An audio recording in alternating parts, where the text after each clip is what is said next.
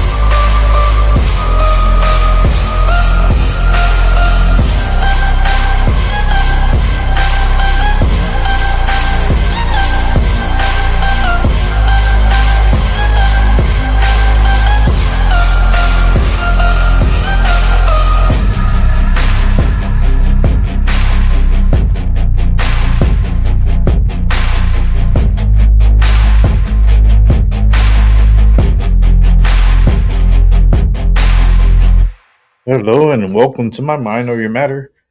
My name is Rick, and let's get the show started. Oh, it's Friday. Thank God it's Friday. Holy shit. I am so tired. I saw not a chiropractor, I saw a physical therapist today, and she really worked my back and my knee was not cooperating today. It actually showed signs of it needs attention. So, I do have an appointment for Monday to see my primary again to get the MRI set up so I could figure out what's going on with his knee, my left knee, and hopefully get it repaired this year. I'm hoping, I really would like to have it repaired sometime in July if my knee could hold up. I just really would like to enjoy the first half of 2026 and recover the second half. Um, just because I don't want to go in or have surgery now. And then, I mean, I could do that, but I will be out of commission for at least 6 to 8 months. Yeah. Recovery is pretty long on the type of surgery that I may need. And it's going to take a lot of physical therapy, a lot of work to get the knee back in order. So, I'm not looking forward to that, but it's going to happen sometime this year. So we'll look out for that. And other than that, body's achy, back hurts, everything just hurts. We are getting some snow coming over the weekend. We're supposed to get like anywhere between 1 inch to 3 inches of snow for this weekend. Next weekend, we should be getting more. I'm not sure. Maybe we're going to get a lot more next weekend, but let's worry about one weekend at a time this weekend. And let's get to some of the videos that I have up for us to watch. I do got a good lineup for us, so let's jump right into it. Since we were talking about the weather, let's go straight to what we were talking about, and let's watch. This is coming from Direct Weather.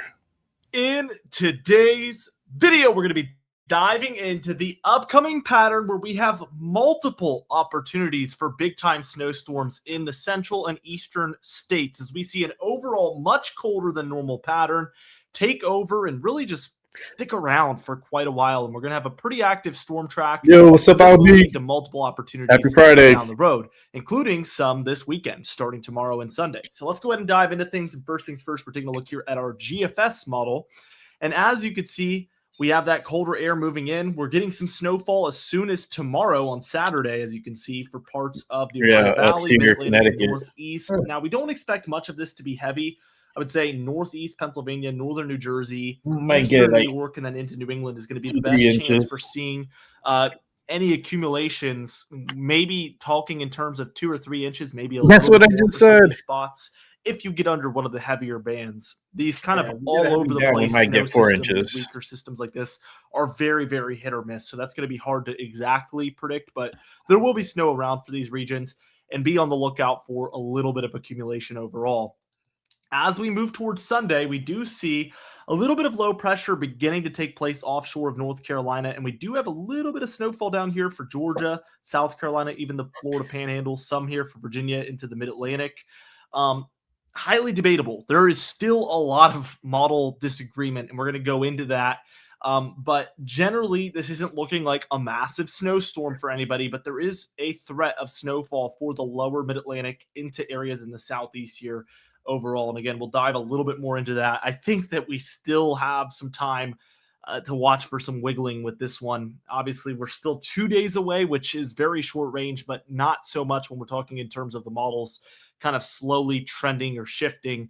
We could still see a little bit of movement and a little bit of changes, and I do think that needs to happen, obviously, because we have all the models disagreeing. We're going to have to see as we get closer if they can agree upon something, or if we're just going to have to literally wait and see. But this one has gone down to the wire, and we still don't have much in the way of agreement, unfortunately. And this one on the GFS does get up into the Mid-Atlantic, New Jersey, and southern New England. Next weekend. Some accumulating snowfall. Actually, no, that's this weekend. And all of a sudden, like I said, get a couple of good, maybe yesterday to today, the 3-4 inches snowfall in eastern and southern New England has gone up significantly. And again, this isn't a massive snowstorm or anything, but definitely a couple of inches up to a few inches is certainly possible with this system. We stay cold after that system moves through. Lake effect snowfall starts really getting going over Michigan and areas in the northeast by the lakes.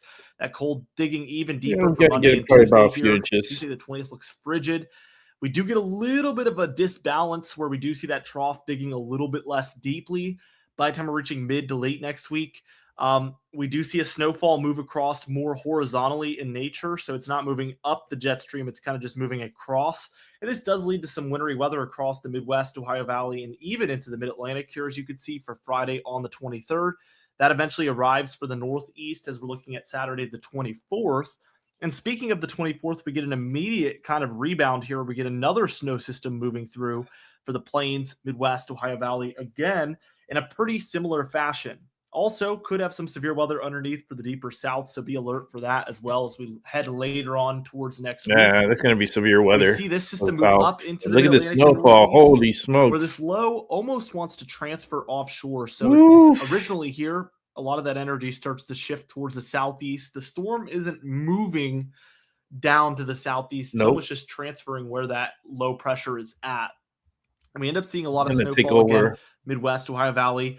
Northern Mid-Atlantic, there is a lot of ice going on here throughout a lot of these areas, but New England and New York here seeing some pretty heavy snowfall with this. Heavy snow. And eventually that rain snow line does shift southward as we see that colder air moving in quickly overnight Sunday into Monday. Yeah, where we might even end up seeing some Mid-Atlantic snowfall from a system like this, although we're moving into the longer and longer range here. So definitely something to watch for, but nothing is certain at this point.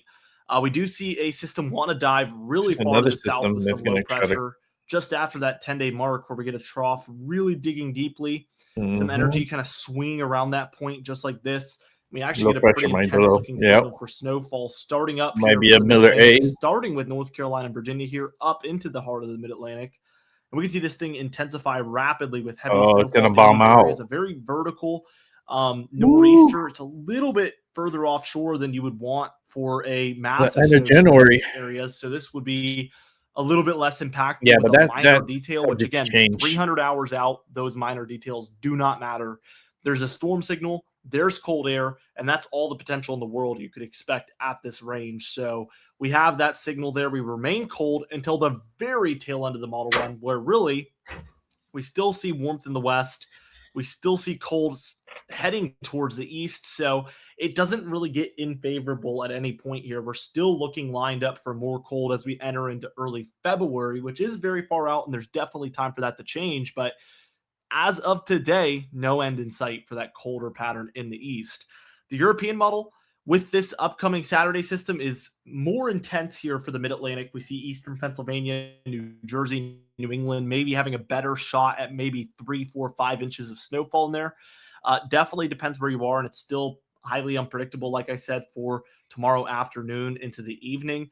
But definitely I would place that kind of southern New England area as a bullseye. Maybe, again, northeastern Pennsylvania, northern New Jersey, southern New York, somewhere in that kind of quadrant would be the area to watch for the most snowfall.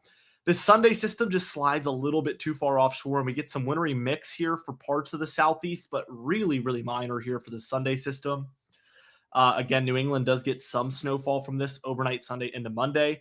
Before that one moves out, again, extremely cold for Monday the 19th and Tuesday the 20th. We do get that imbalance where, again, we get these storms moving a lot more horizontally. And similarly to the GFS model, there is a system present for the Mid-Atlantic and Northeast. It's just a lot less intense in this instance. Once we move a little bit past that, Sunday the 25th, right around the 10-day mark, we do get another snow system threat for the Mid-Atlantic, Ohio Valley, and Northeast here. And it looks like maybe even another one behind it, storm number 2 trying to move in. Again, one's over here. And as we move forward, we do see that second one kind of lead to some snowfall in the Ohio Valley, Mid-Atlantic, and Northeast as well. Moving forward, we're going to get some snow. more southern slider type action. I love snow, so it doesn't matter. From the Gulf, I just a lot hate of rain. It makes me have pain. This snowfall squeezed in between. And what's coming this weekend is a mixture of snow and rain. And even the lower Mid-Atlantic or perhaps the upper I'm already feeling it here. But again, very, very far out here. So definitely a lot of time for that to completely change. Just a storm signal to watch at this point. And again, we don't really start to see a less favorable pattern until we reach right around the end of the month. And even then, if we follow the jet stream, it's more of a ridge in the west, more of a trough in the east. So we're still looking at that type of a balance at the end of this model run as well. Total precipitation on the European model does show quite a few storm systems moving through the Gulf, even some moving up into the southeast here. We do have a relatively active northern stream moving through as well through this model run. And then a lot of offshore activity in the form of nor'easters. So all it really takes, I mean, we're cold from now until the end of January, essentially here. All it takes is one of these storms to line up with the cold correctly. And there's a very active storm track throughout all of these areas. So we would have to be incredibly unlucky to see no snowfall events in this scenario with active storm track, I mean, sustained cold. We should be getting more snow. Really active. We do see some activity returning out here to the west. So areas like Washington, Oregon, California, Idaho, Montana, and Wyoming definitely need to be watched for heavier rainfall and snowfall for those higher elevations as we get a more active pattern moving forward. Now, the temperatures, like I mentioned, very cold. We're under a pretty big cool down right now. Briefly for Saturday morning, we're a little warmer, but we do see colder air moving back in for Sunday. Pretty severely cold as well for the eastern states. We actually get a much bigger cool down for Monday, Tuesday here as we start to see temperatures perhaps 15, 25, or even 30 degrees below what is typical. So if your average high temperature was 50 and you're dealing with 30 degrees below normal, you're at a high of 20 degrees.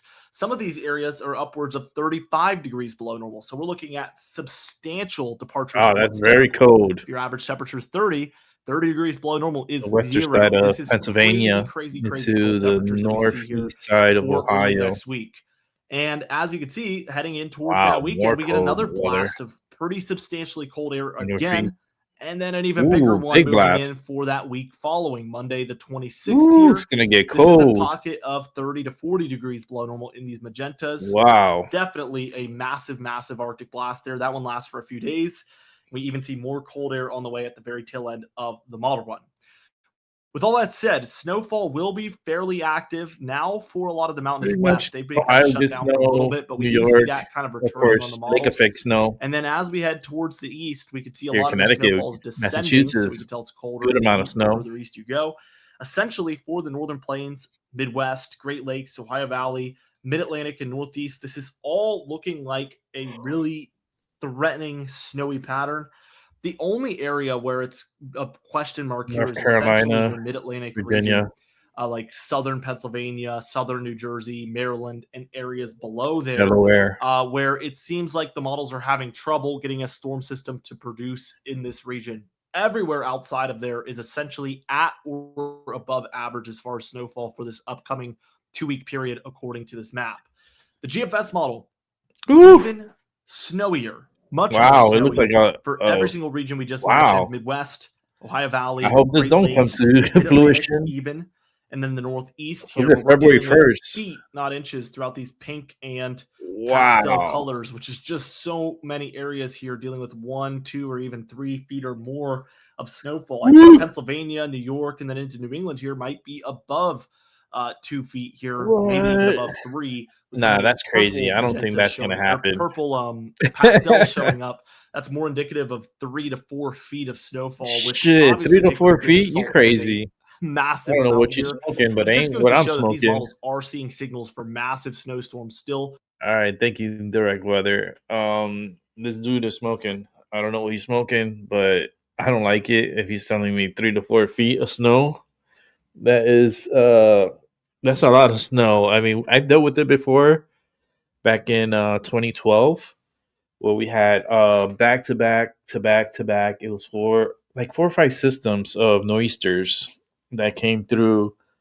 Not really nor'easters. It was like nor'easter and like Alberta clippers. You got like 4 back-to-back Alberta clippers. And man, that buried my car and everything. Everything was just all full of snow everywhere. Like I said, I have pictures of it. It was so crazy. It was so beautiful, but yet really hard, especially for me because I can't shovel snow. I ain't gonna be doing that shit. But it was the first time ever I seen that amount of snow. I was very impressed, and I would like to see it again. But man, it does paralyze the city. It does paralyze the state when this type of events happen. So we'll see. We'll cross our fingers, hope for snow, and then we'll keep it moving because we got more to go. So let's set this up. Let's get rid of this. And let's continue watching. Venezuela's opposition leader Maria Corina Machado met with President Trump for the first time at the White House yesterday and gifted him her Nobel Prize. Wow. She sat down exclusively with our That was very Rachel Thomas respectful. Duffy. And Rachel That was really joins nice us of now. her. Rachel, I know You you've didn't had a have to do that. relationship with her for a long time. It's so great that she gave you this exclusive interview. And it's phenomenal because she just broke news by giving the Nobel Peace Prize to Donald Trump.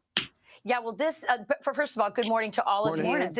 This was her very first interview since the capture of Nicolas Maduro. Wow. And as you know, the vice president of Nicolas Maduro's vice president, Delcy Rodriguez, has been working with the administration, and they said she's been good to work with. So this meeting that she had just prior to my interview with the president and with Marco Rubio was a very high stakes meeting for her. And she met the moment. Watch. Maria, you just left the White House. How did it go? It go very well. It went very well. I'm very grateful for the opportunity I had to speak with President Trump, something I've been looking forward for a very long time. It was a huge responsibility because I did it on behalf of the Venezuelan people that appreciate so much what he has done for not only the freedom of the Venezuelan people, but I would say the whole hemisphere. What was your purpose when you went in there? Did you have a mission? Did you have something you wanted to accomplish when you were in this meeting, in this lunch with the president? Yes, certainly. First of all, I wanted to share with President Trump my profound trust in the Venezuelan people. And I told him that, please trust the Venezuelan people. We are people that love United States of America, that share values, that admire the strength of your institutions, that want to live with democracy and dignity and justice and freedom. We want to have our children coming back home and work together for the security of the whole hemisphere. And I wanted to convey this to him and for him to know how much support and hope there is today in Venezuela regarding what he's doing in our country. In spite of the Nobel Prize Committee saying that you couldn't transfer your Nobel Prize to anyone, especially President Trump, you did today. Why did you do that? Because he deserves it. And it was a very emotional moment. I decided to present the Nobel Peace Prize medal on behalf of the people of Venezuela. And I told President Trump where I found also inspiration to do that. And it happens that 200 years ago, General Lafayette gave Simón Bolívar, Venezuela's liberator, a medal bearing the face of George Washington. Wow. And it was in tribute to Bolívar's fight for freedom in the continent. Wow. And Simón Bolívar kept that medal with him until the rest of his days. So 200 years later in history, the people of Bolívar are presenting to the Washington's heir in retribution, in this case, a medal. That's the Nobel Peace Prize medal for what he's doing to liberate Venezuela and for freedom in the Americas. Maria, what's next for Venezuela? Oh, freedom. That's Freedom. huge. That's what's going to come for That's us. such a Not huge only moment. that, but we are going to have a country that will be, I always say, the envy of the world. Do you want to be the president of Venezuela? I want to serve my country where I am more useful.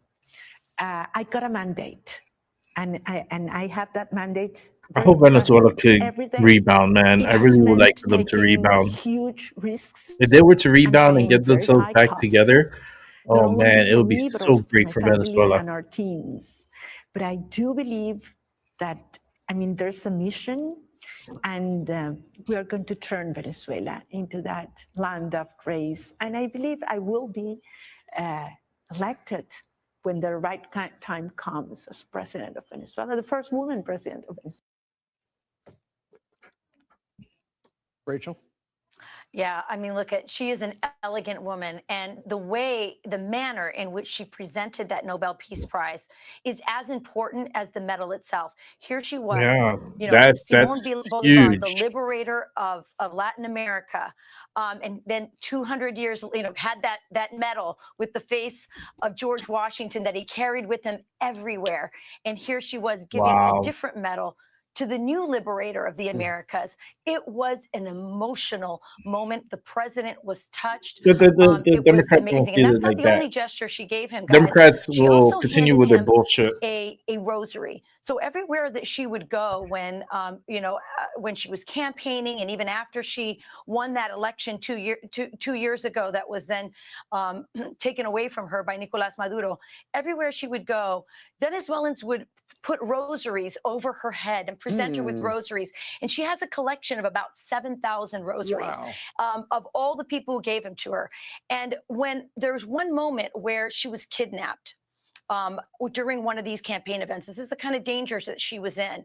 And when she left the country and escaped, last month, she took 7 rosaries with her. And those were the rosaries that were given to her on the day that she was kidnapped. And the reason she took them, when she was kidnapped, she thought she would never live again. The regime is brutal. But President Trump wrote a tweet that day and said, "Don't touch a hair on her head, or you're going to see the wrath of me." And they let her go. And she believes President Trump saved her life. A couple days ago, she met with the Pope, and one of the, she had those 7 rosaries. Those are one of the few items she took with her on that very dangerous escape that she took out of Venezuela and back to Europe. And she had those rosaries with her. She presented them to the Pope, who blessed them. And then she gave one of those rosaries to President Trump. So she really, I think, knocked it out of the park in this meeting in terms of really giving homage to the president for what he has done for Venezuela. I also asked her, we'll have more of this interview over the weekend, and Fox and Friends, you must stay tuned. There's a lot more on this. I asked her, what would you tell the oil executives who met with President Trump last week?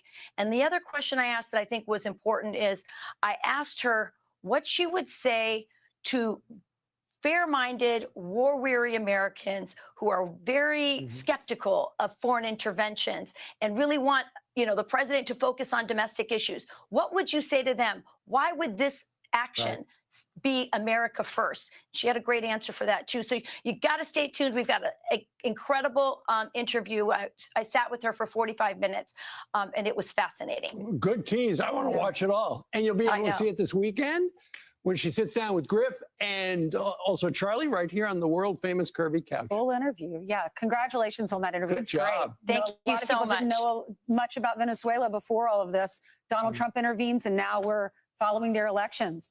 Hopefully she'll be safe enough to go back eventually.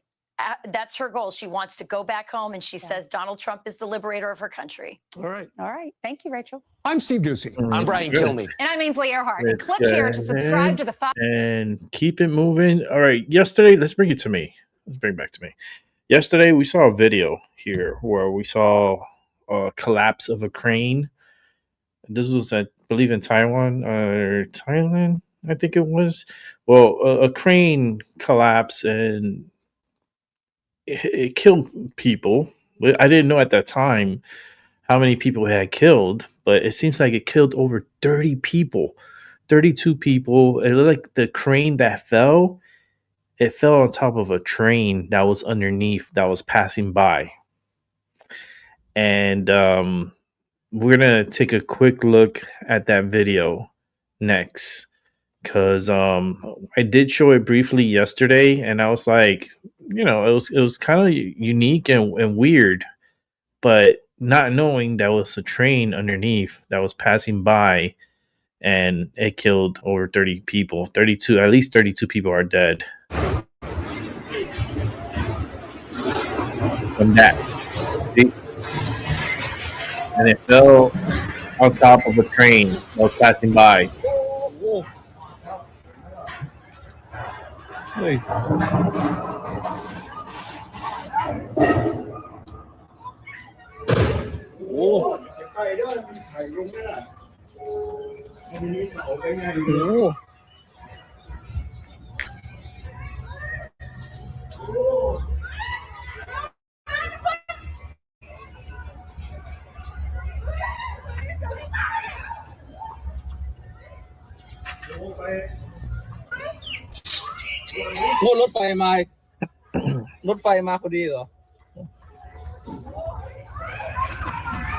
Wow.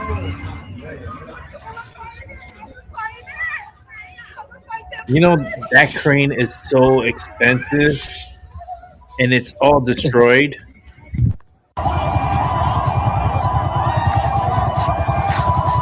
Look at that. It just fell apart.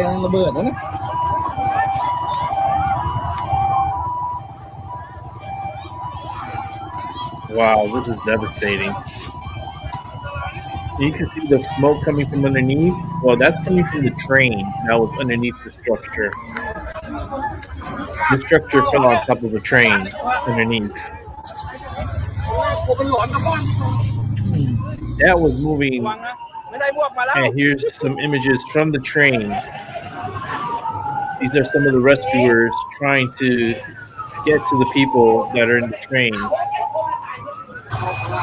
The train completely derailed because of the accident, but you can see it's just crushed. All the trains are all crushed.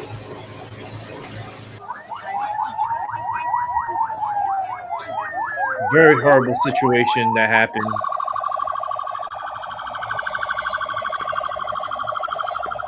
Wow, look at that. All that debris from the crane that rained down upon this train. This is very sad.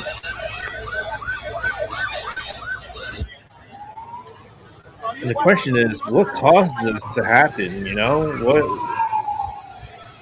what caused this accident to happen to begin with? But man, the timing of this accident happening and having the crane collapse on top of the train, that's just horrible. What a horrible way to die, right? You're minding your own business, you're riding the train, next thing you know, you have a crane on top of you. And there's a lot of survivors, but there's a lot of dead. What a horrible situation. And I believe this was in Thailand, if I'm not mistaken. Let me bring it back a little.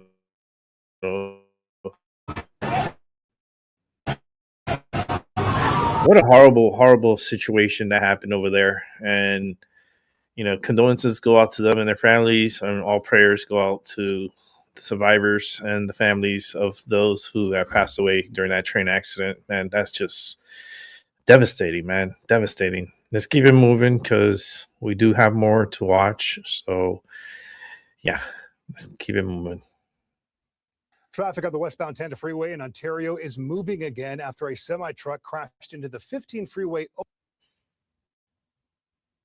overpass. The incident killing one person and shut down the westbound side of 10 for hours. Holy shit. Bureau Chief Rod McMillan live in Ontario. Oh, that's scary. The accident as it happened. Rob.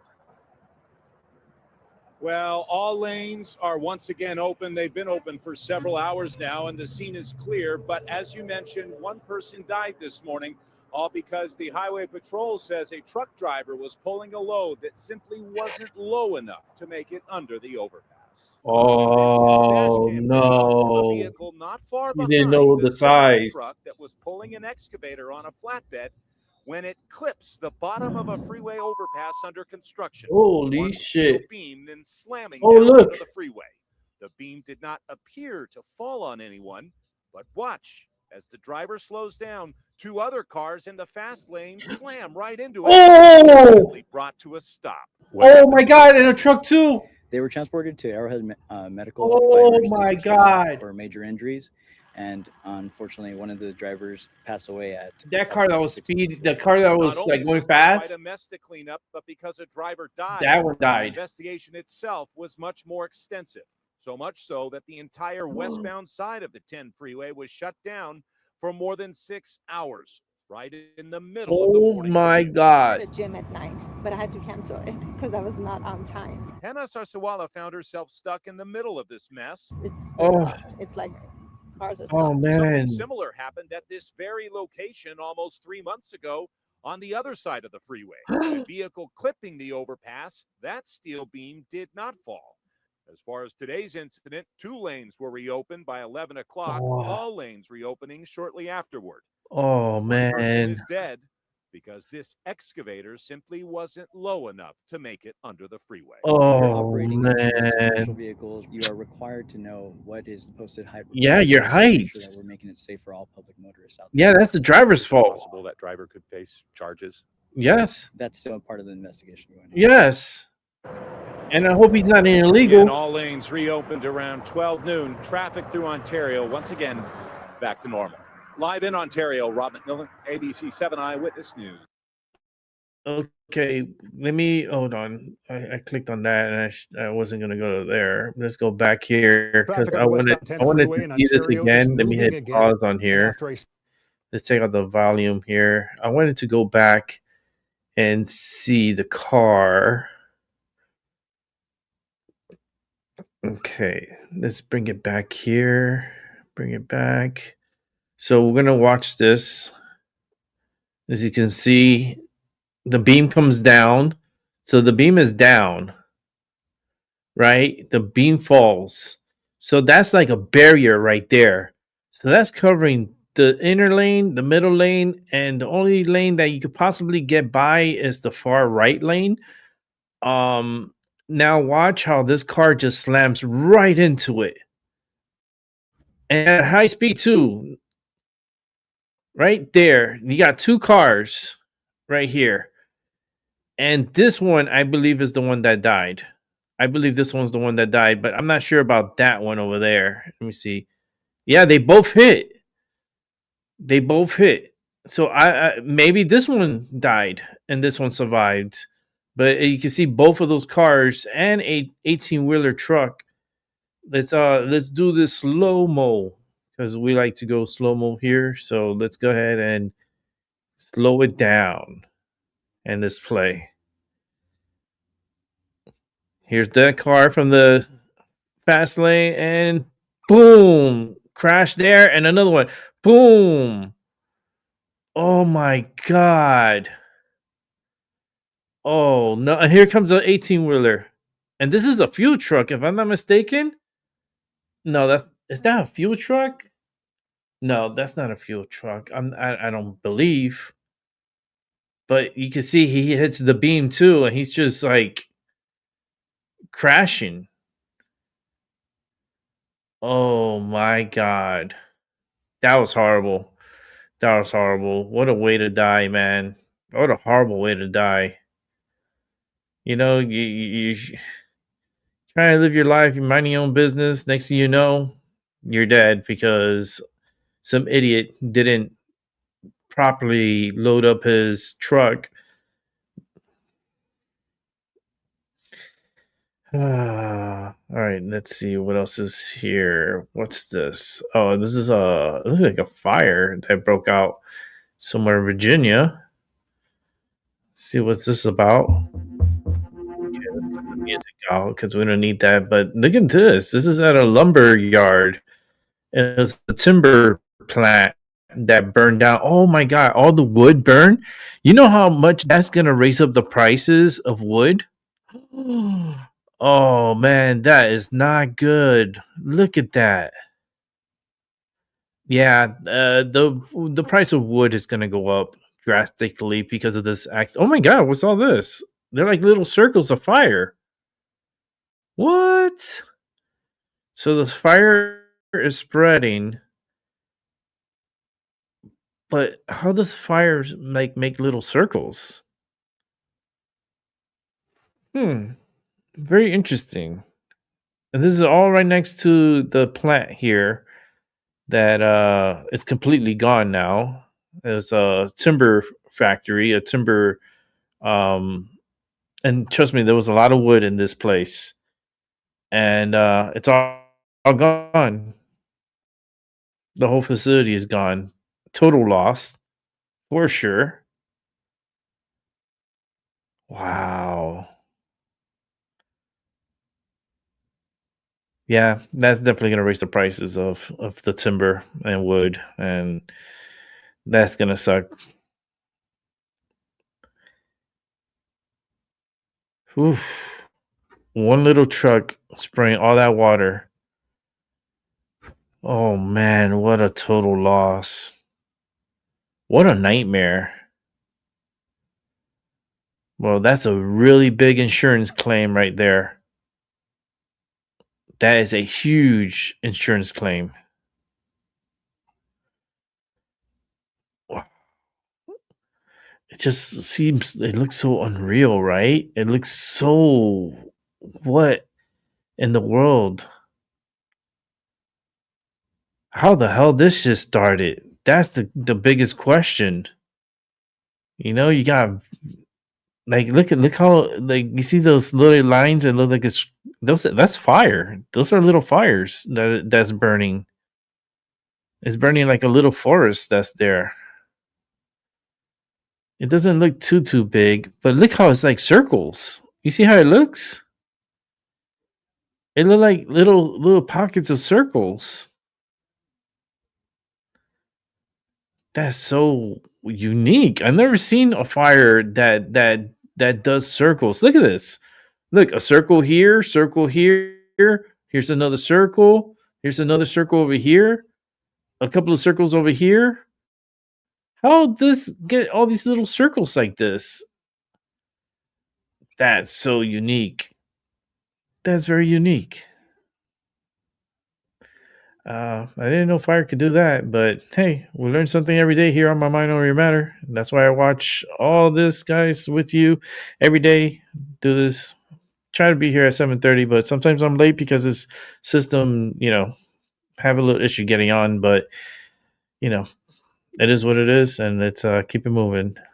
Oh, liberal hive mind. Yes, I want to see this.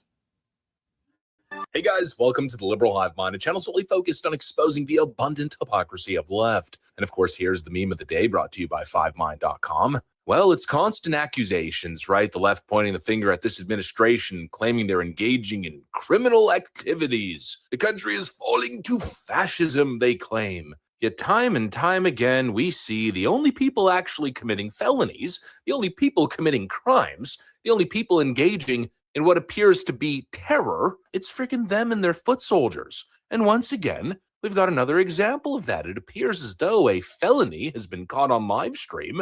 We got a couple of prominent Democrat accounts here that appear to be panic deleting and protecting their social media accounts after it appears they may have committed a felony on live stream.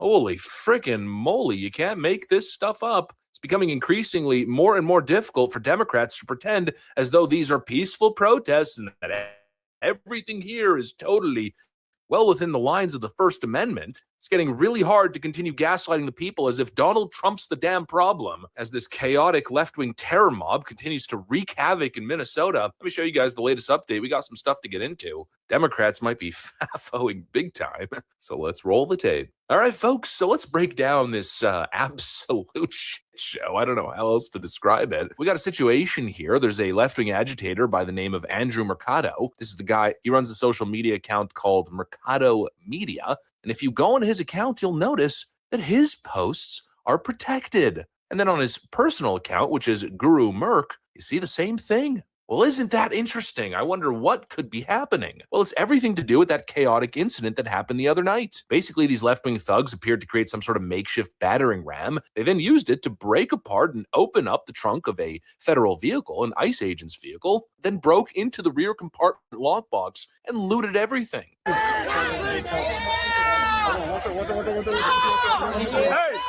don't hit them. Oh, we saw this with Tyson yesterday. This is crazy. This is stupid, man. All these people should be arrested. And they talk about January 6th, right? And the insurrection, right? January 6th. Look at this shit. What the fuck is this? They're stealing. They're breaking in. Look at this. Look at these goons. Oh my god. Oh my god. Oh Lord. It wasn't just a rifle that was stolen, but there were tons of documents in that lockbox that were scattered all over the ground. And well, these monumental morons, this Mercado character, and actually Midas Touch as well, and some other left-wing accounts and organizations, they started to read and show all the documents on their live streams. Names, IDs, phone numbers. Well, you could imagine, yeah, that's a straight up freaking felony. That's felony level disclosure of federal law enforcement secrets, which is a crime that could carry up to a 10-year sentence for endangering officers and their families. And considering all the doxing and threats against ICE agents, yeah, I'd say it's a pretty bad situation. And now, of course, they're attempting to avoid accountability by deleting the videos, as Midas Touch did, and this Mercado character putting his entire social media footprint on private. They're scrambling to erase all the evidence. And again, more proof of criminal activity on the ground. They're ambushing and assaulting ICE officers, creating road blockades, throwing all kinds of things at these ICE officers, frozen water bottles full of piss, snowballs, rocks. And now it's escalating to destroying vehicles and stealing sensitive documents and doxing law enforcement details. Is this really a debate anymore? That's what I'm asking myself. I mean, how much more proof do we need to make it absolutely clear that we're on the right side of this issue? This is a lawless, out of control mob, and yet the media is pretending as if this is peaceful protesting and that all the chaos, it's all Donald Trump's fault. Absolutely freaking not. And I know now Tim Walz is freaking pissing his pants, releasing all kinds of statements, trying to absolve himself of any complicity here. But we are not stupid, and we do not forget. Again, the issue here is not ICE agents. ICE agents are simply doing their job, just like they did during the Obama years. The only difference is this is Trump. And of course, we know how Democrats deal with President Trump. They've done everything in their power to manufacture this chaos that we're seeing on the streets. From refusing to cooperate with ICE enforcement, they're not releasing violent criminals into the hands of ICE, but rather letting them back on the streets for ICE to have to then track and chase down. Then they're whipping up these crowds into a frenzy, calling ICE the Gestapo, claiming ICE is murdering people and kidnapping American citizens, calling on people to take to the streets. They're issuing stand-down orders and refusing law enforcement aid. Yeah, no wonder it wasn't like this during the Obama years. He didn't have to deal with this level of sabotage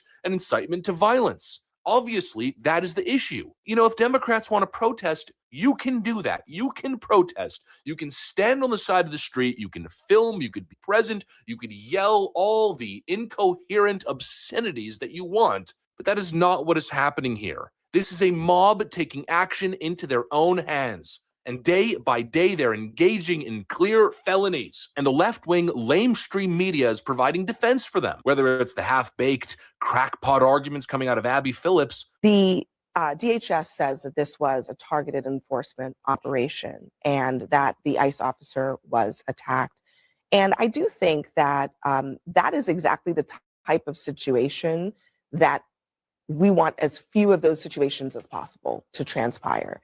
And yet it seems like all the time there are all kinds of interactions happening where ICE officers are put in danger. And I'm not sure if it's all just because of, you know, violent people attacking them. Sometimes it's also the tactics that I think are putting them at risk with vehicle stops, which have been some reporting about how these vehicle stops are so dangerous and more of them are happening. Or, you know, just full-blown support of domestic terrorism, which just happened on CNN. If there were neighbors and others who came out to help this person, that is just an example of Minnesota being a place where we help our neighbors. And we are clear that the ICE agents have been coming here, and there's over 2,000 of them and they've been attacking and terrorizing our state. So yes, neighbors will come out and be helpful. I'm not certain if they had brooms or shovel. That is to be further investigated. If they did, in fact, have some sort of weapons to use to attack the ICE officer, would that change your opinion of whatever unfolded next? Actually, no, right? Because from our vantage point, we wanted to make sure and always wanted to make sure that Minnesotans are being dealt with properly. And when we think in terms of any pursuit or any apprehension of anyone, there's a way for you to do your work where it's respectful and it's fair. We unfortunately have seen ICE not be respectful, not be fair, but to be illegal and to attack and to be very aggressive with Minnesotans. And to see that the federal government has made a decision to attack and send more and more agents here and allow them to be allow them to misbehave, we think that's a tragedy and a travesty. Absolutely sick. But once again, proving what we already know, this is who they are. This is what they support. They support mob violence. They're enabling chaos. And there's no more denying that these are not peaceful protests. This is chaotic mob violence. Tim Walz and Jacob Fry should be sitting in prison cells. Anyways, that's what I got. Thanks for watching, and I'll see you on the next one. All right, let's keep it moving because we got more to watch. $1,000. Student loan borrowers, beware. If you haven't been paying your student loans, the government will soon start taking chunks out of your paycheck. First Alert 6's Andrew Pfeiffer explains how this will impact millions across the country and what to do if you're among them. It typically takes the average borrower 20 years to pay off their debt. For millions, it's part of the college experience. Have a great time, then graduate with thousands of dollars in debt. The instinct, the impulse is going to be to bury your head in the sand and hope it goes away. It will not go away. Jennifer Finetti is a director of student advocacy. She says for borrowers who are past due, the clock is ticking. This is really scary. This means that, without you having any ability to stop it, funds are going to be coming out of your paychecks. On January 7th, the Department of Education sent 1,000 letters. That number is expected to grow up to 7 million. These are student loan borrowers who have missed about 7 months of payments. So if you haven't received one yet, you're not in the clear. You're probably eventually going to receive one of these letters. The letters give a 30-day notice before part of your paycheck could be garnished up to 15% after taxes. Continuing to ignore your student debt is no longer an option. Borrowers often delay moving out on their own after college. They delay buying a car. They delay getting married. They delay having children. They delay saving for their children's education. Finetti says if you get one of these letters, act now. Contact your loan servicer and explain your situation, explain you received one of these letters, and ask them, what are my options? What can I do to have my loan reinstated in positive status? Reporting in Omaha, Andrew Pfeiffer, First Alert 6. More changes are expected in July of next year. The federal government is phasing out many of the current student loan repayment options. New tonight, more details into the... That is crazy. Let's keep it moving. Holy shit. It's a money trap. If you use Verizon, you were reminded about what life was like in 1995 today because your cell phone was virtually useless. The cellular company had a nationwide outage with, at one point, more than 460,000 reports of outages across the country, according to something called Down Detector. We're fortunately able to get in touch with our Shawnette Wilson today. Can you hear me now, Shawnette? I can hear you now, Jason. That's a good one. A lot of customers still extremely unhappy tonight. Many of them report being stuck in SOS mode all day. You can only make 911 calls. Others say service is on again, off again. And late tonight, Verizon offered up an apology, saying they are working on it around the clock and that they will make this right. That's crazy. Every day. Lexi Daniels is relieved to learn that a Verizon outage is likely the reason she can't reach her friend in Texas. Saying that the number is out of service. She learned this evening about the Verizon, everyone's depending on cell phones. This is a test. Who haven't had service since early today. The issue trending on X as customers. That's how they lose customers. Now they're all going to go to T-Mobile. Oh, Verizon Verizon, you've done it this time. I need my GPS. Another says, Verizon came back after a couple hours earlier today, but sometime between then and now, it went down again in Dallas. This customer says, anyone in New Jersey experiencing the Verizon I know people here in outage? Connecticut My were phone is showing having problems SOS. with Verizon. They couldn't use their What's phone. going on?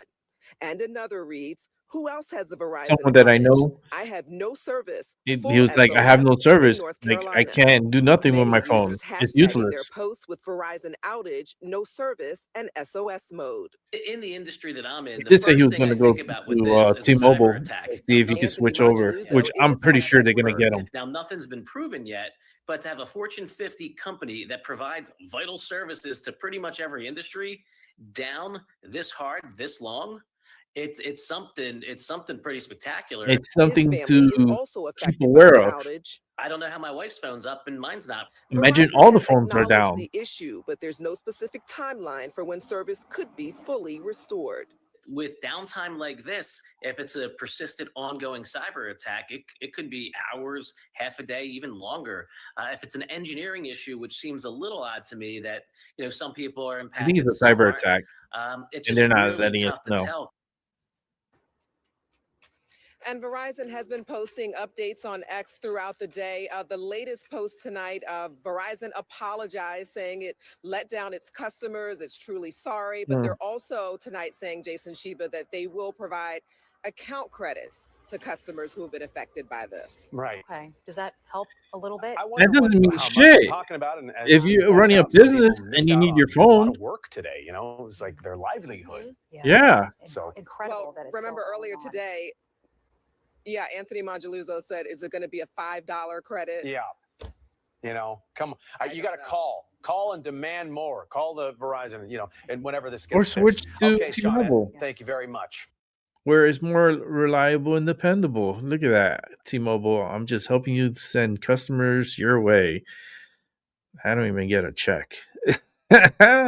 But listen, this is a sign, right? Just everything that's happening, these are things that they're testing us. You see how people are reacting, that they lose their phone coverage for a certain amount of time and they already want credits, and they're already like, they're going a little wild because they need their phone. They use their phone for everything. And if they can't use their phone and they can't use their GPS, that's a problem.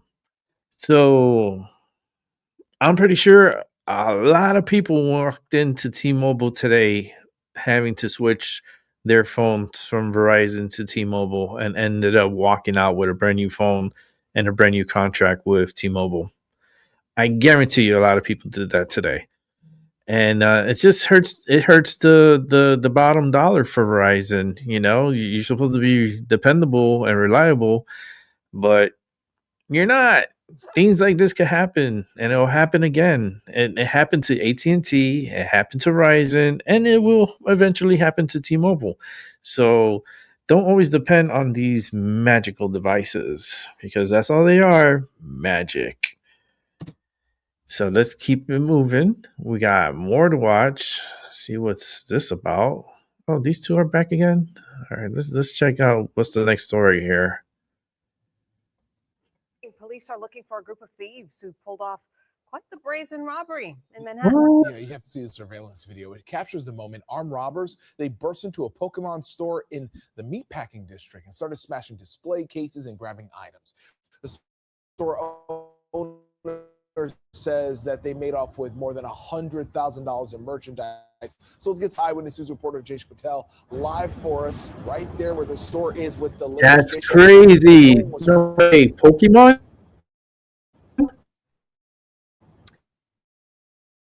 Pedro, Shirley, good morning. I'm collecting No one was Pokemon. hurt. That's the good news. Behind me, $100,000. You can probably tell from looking behind me that the front doors are boarded up this morning.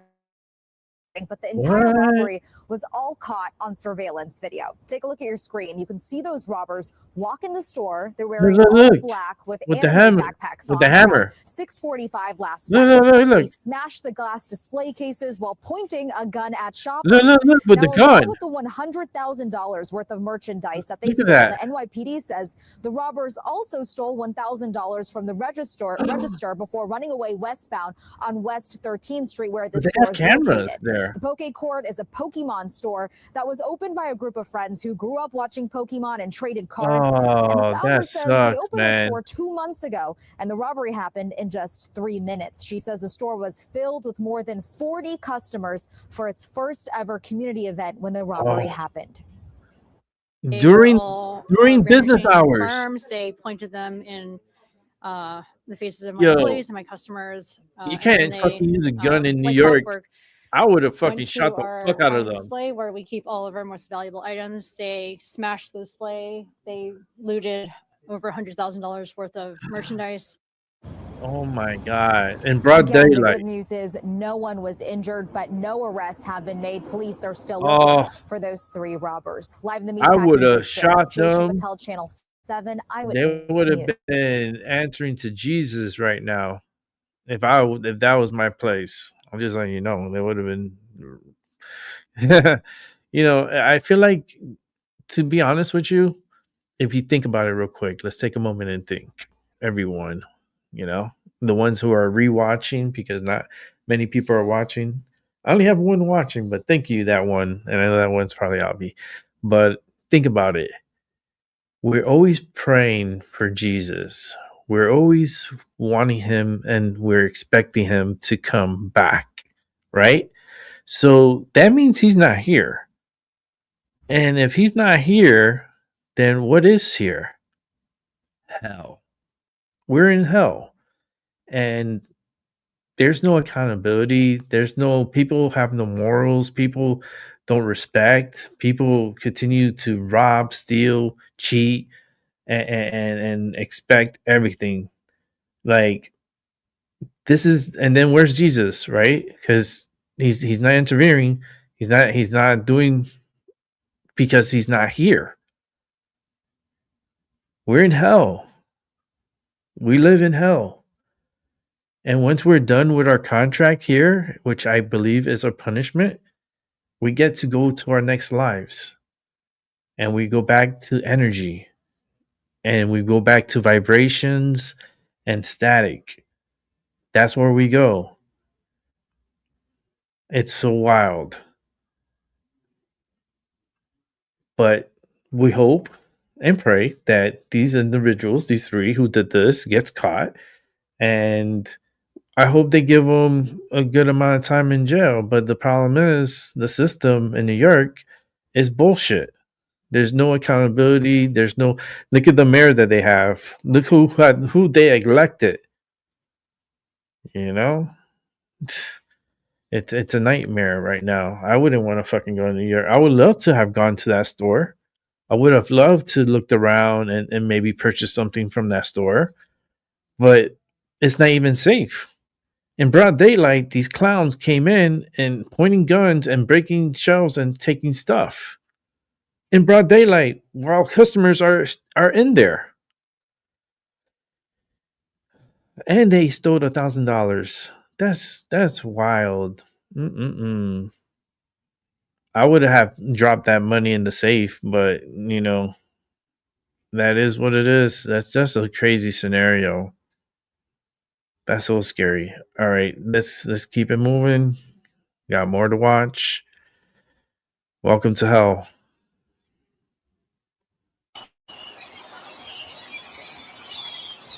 What the fuck is that noise? Oh, it's Mexico. Going back to Mexico. Retorno a Mexico. Going back to Mexico. All these people are going back to Mexico. It's like they're supposed ¿Por el live o cómo estuvo? ¿En dónde? New Mexico. It's worth nothing. They leaving. They don't want to get caught by ICE, so they're going back home. We came to work, ¿Los man. agarraron en una redada o quién? Did they catch you during the raid? No, but they got taken hard. ¿En qué parte? Where? Puro Minnesota. ¿El Minnesota fue Minnesota. eso? Look, Minnesota. El They ICE leave está you from matando a la gente, Minnesota. viejo. ICE is killing people. That's bullshit.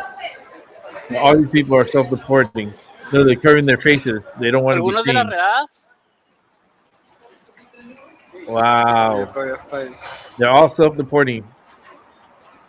They're getting the fuck out because they know ICE is not playing with them, and it's gonna get serious. And all these people voted in our election. You know that, right?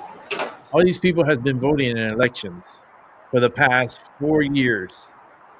No more. Go back home. Your life in your home.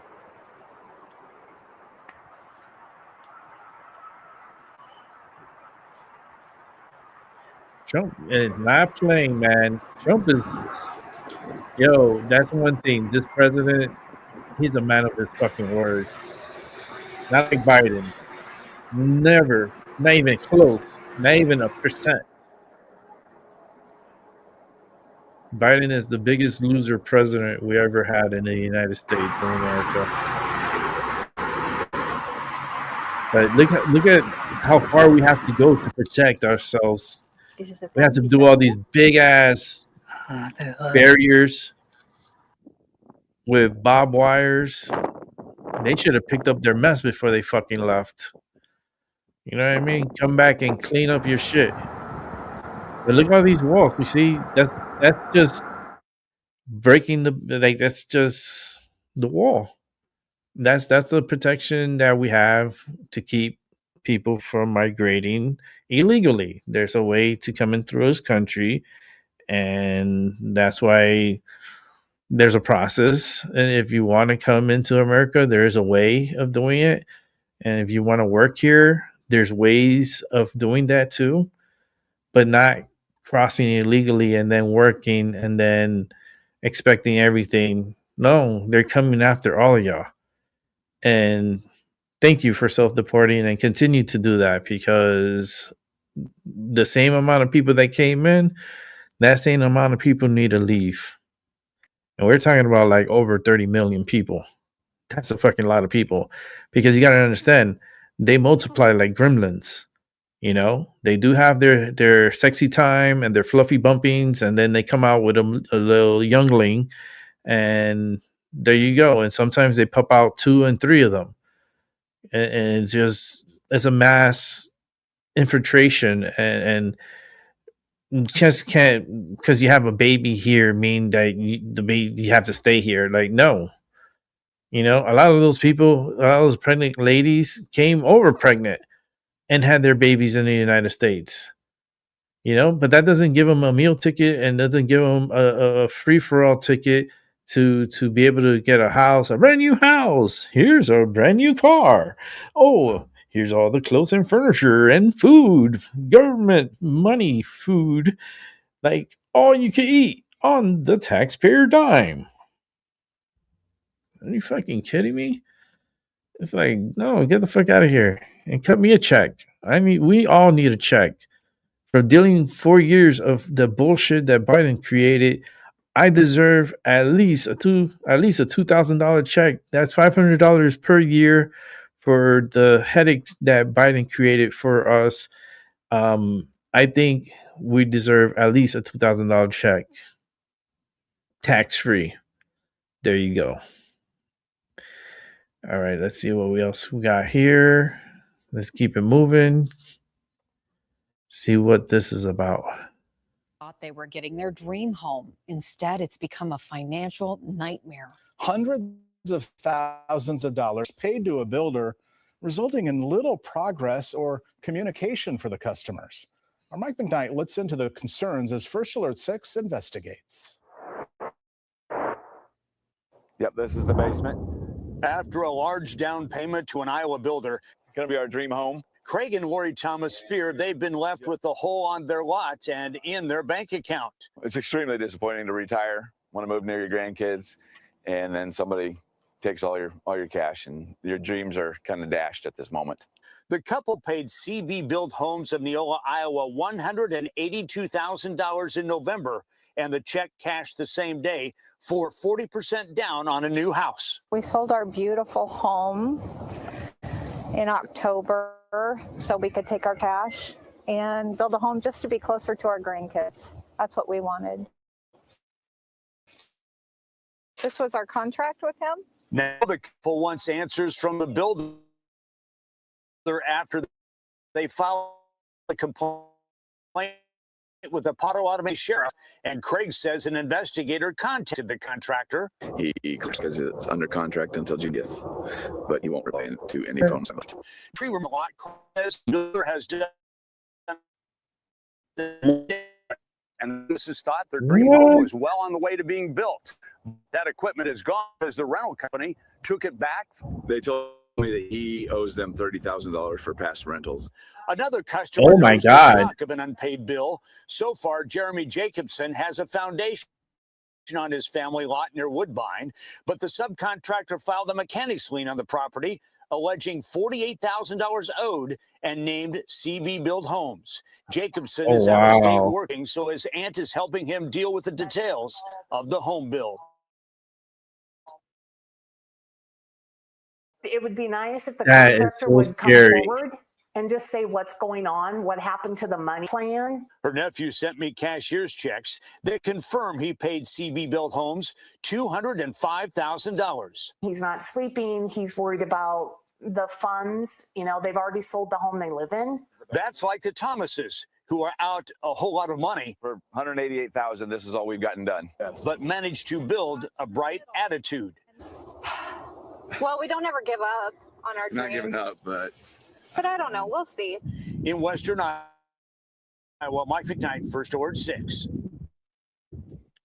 Mike, thanks for sharing that. I hope they get some answers, those families do at some point, and homes. A footnote here, Wow. the office number for CB Build Homes disconnected. Mike left messages on the owner's cell phone and sent emails today. We received a voicemail from a woman who says she cannot provide any information about her client. Wow. Okay. Well, let's bring it back to me. Um, that sucks, man. You want to like settle down, have your home. You know, you're already at that point in life that you have enough money to build your dream home, and then it turns into a fucking nightmare. It turns into a fucking money pit. Have you ever seen The Money Pit? It's a good movie. It's with Tom Hanks. And I forgot the other girl's name, the other actress. She's a great actress, too. I just don't remember her name. But The Money Pit. Very, very, very good movie. Check it out. You won't regret it. It's funny. It's a funny movie. And don't fall into the money pit where you got a lot of bad people in this world, and they continue to do bad every single day, and it's just very sad and crazy.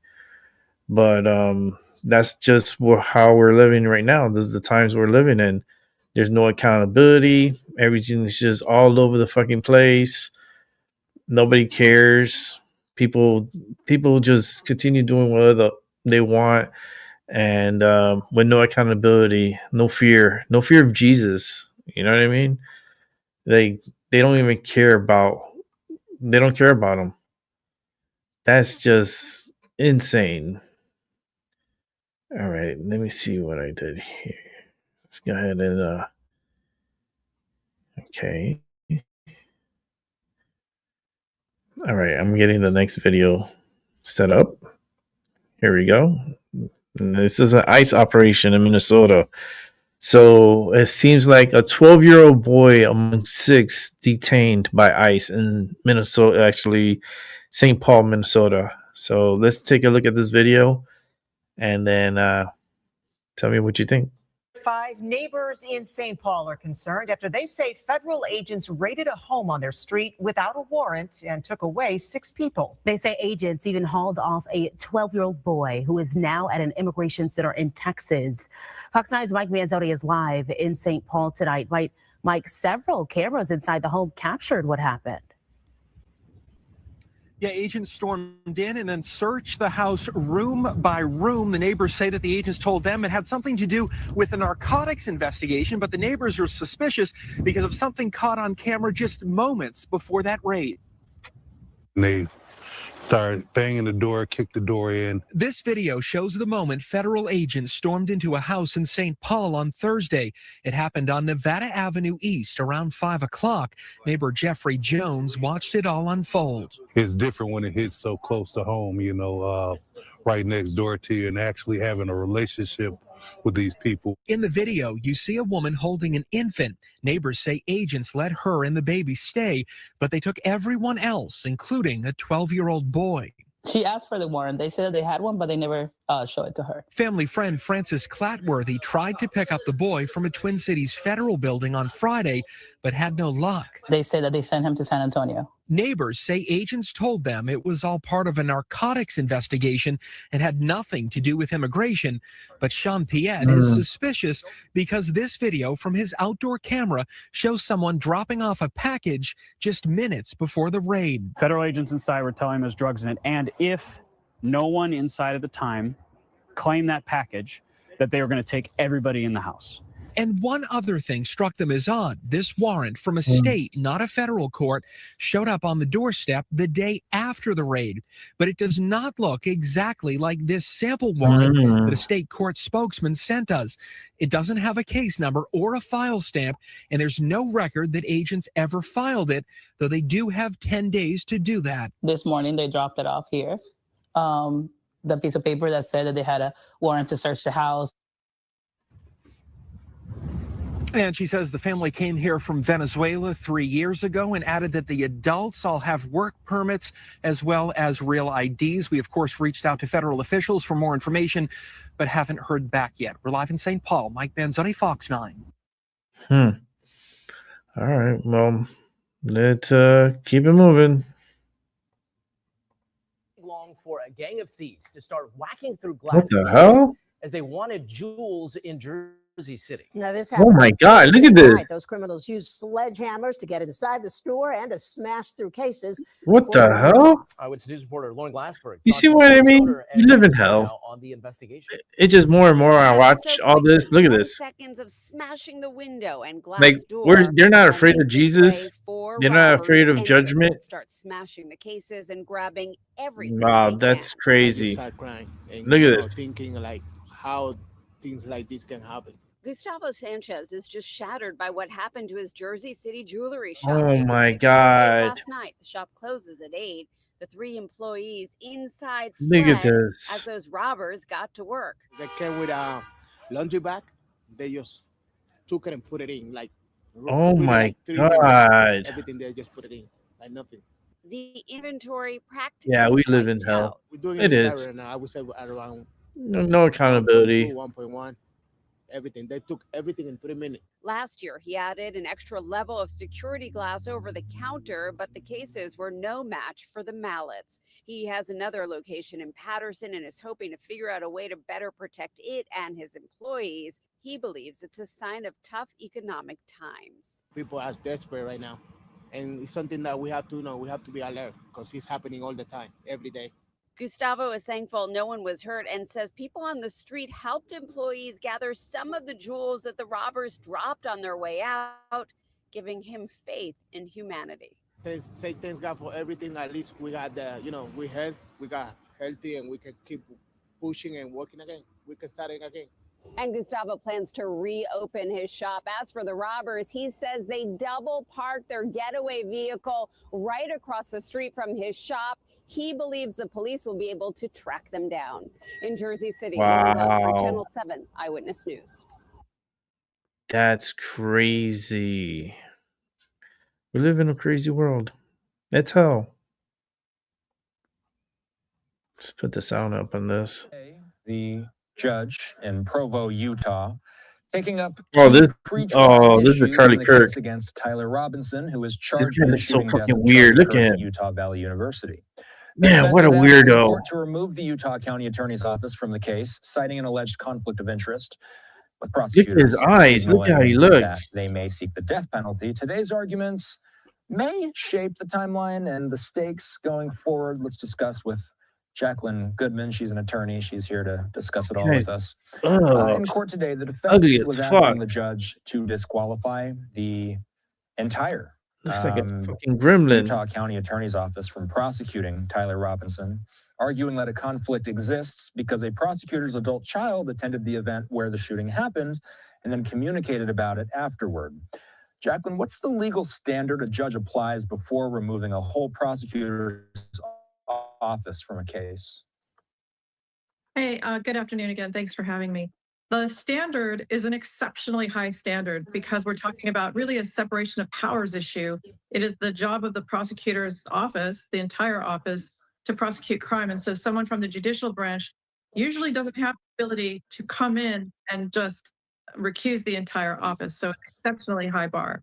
The defense is going to have to show that there's actual conflict of interest and that there's no lesser remedy that would be available, like screening or disqualifying a particular prosecutor in order to preserve due process.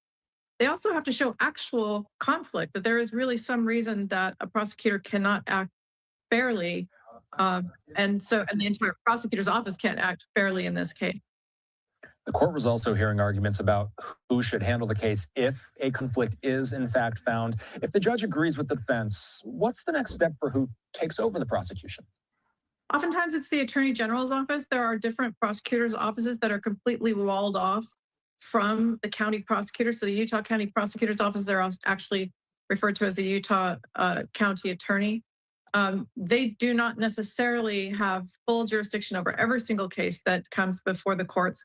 So there are other prosecutors' offices who could take that over should the court make the unlikely ruling that the entire office could not be trusted to be fair in this case.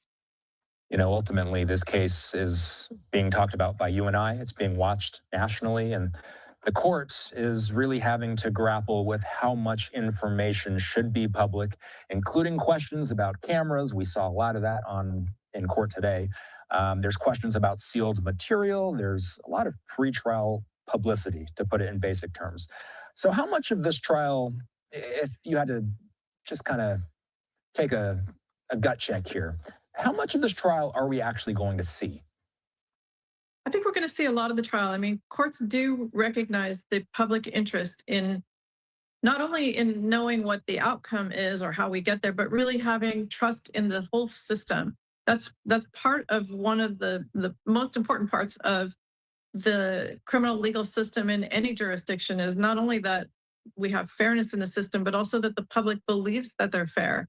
So courts typically will err on the side of disclosure, err on the side of allowing people to come in. These are open courtrooms where the public can come in and watch what is happening. It's only in very narrow instances that a court is going to seal off evidence and information, names, for a specific purpose to protect someone specific in the public or particular population in the public, or to preserve the defendant's right to a fair trial. Prosecutors have indicated that they may seek the death penalty. How does a capital case change the pretrial process compared to a non-capital case? Capital cases will really heighten the stakes. And so, courts are going to be a lot more circumspect before they deny defense rulings. Even in this case, when we talk about recusal and disqualifying potentially the prosecutor's office, in an ordinary case that would just not happen. Here, a court is going to be very careful to make sure that they're ensuring that fairness takes place and that we allow for the appearance of propriety in every aspect of this case. So, yes, they're more careful in a death penalty case because the stakes are so. And joining us tonight, it does appear that the looks like you're back now, but for a minute there, the internet was getting a little bit fuzzy. Thanks for joining us tonight. Have a good weekend. Thank you. Good to see you. Yep. All right. Like I always say, gotta keep it moving.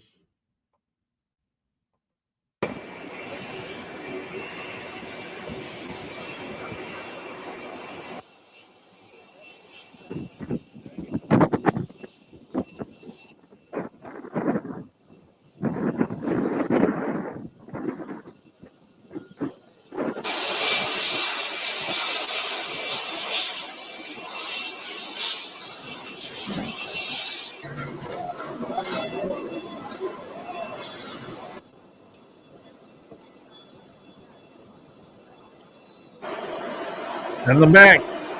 Sending them back.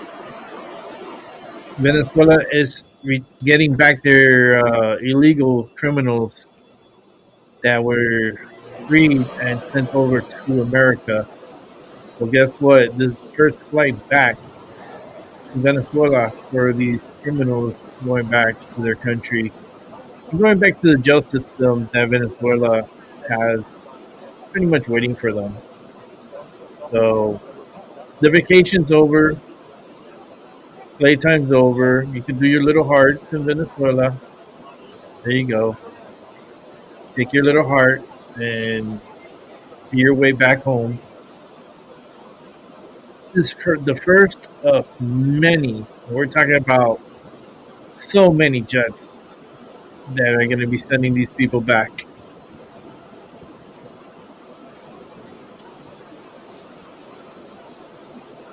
You know, it's bullshit. But it's time to go back.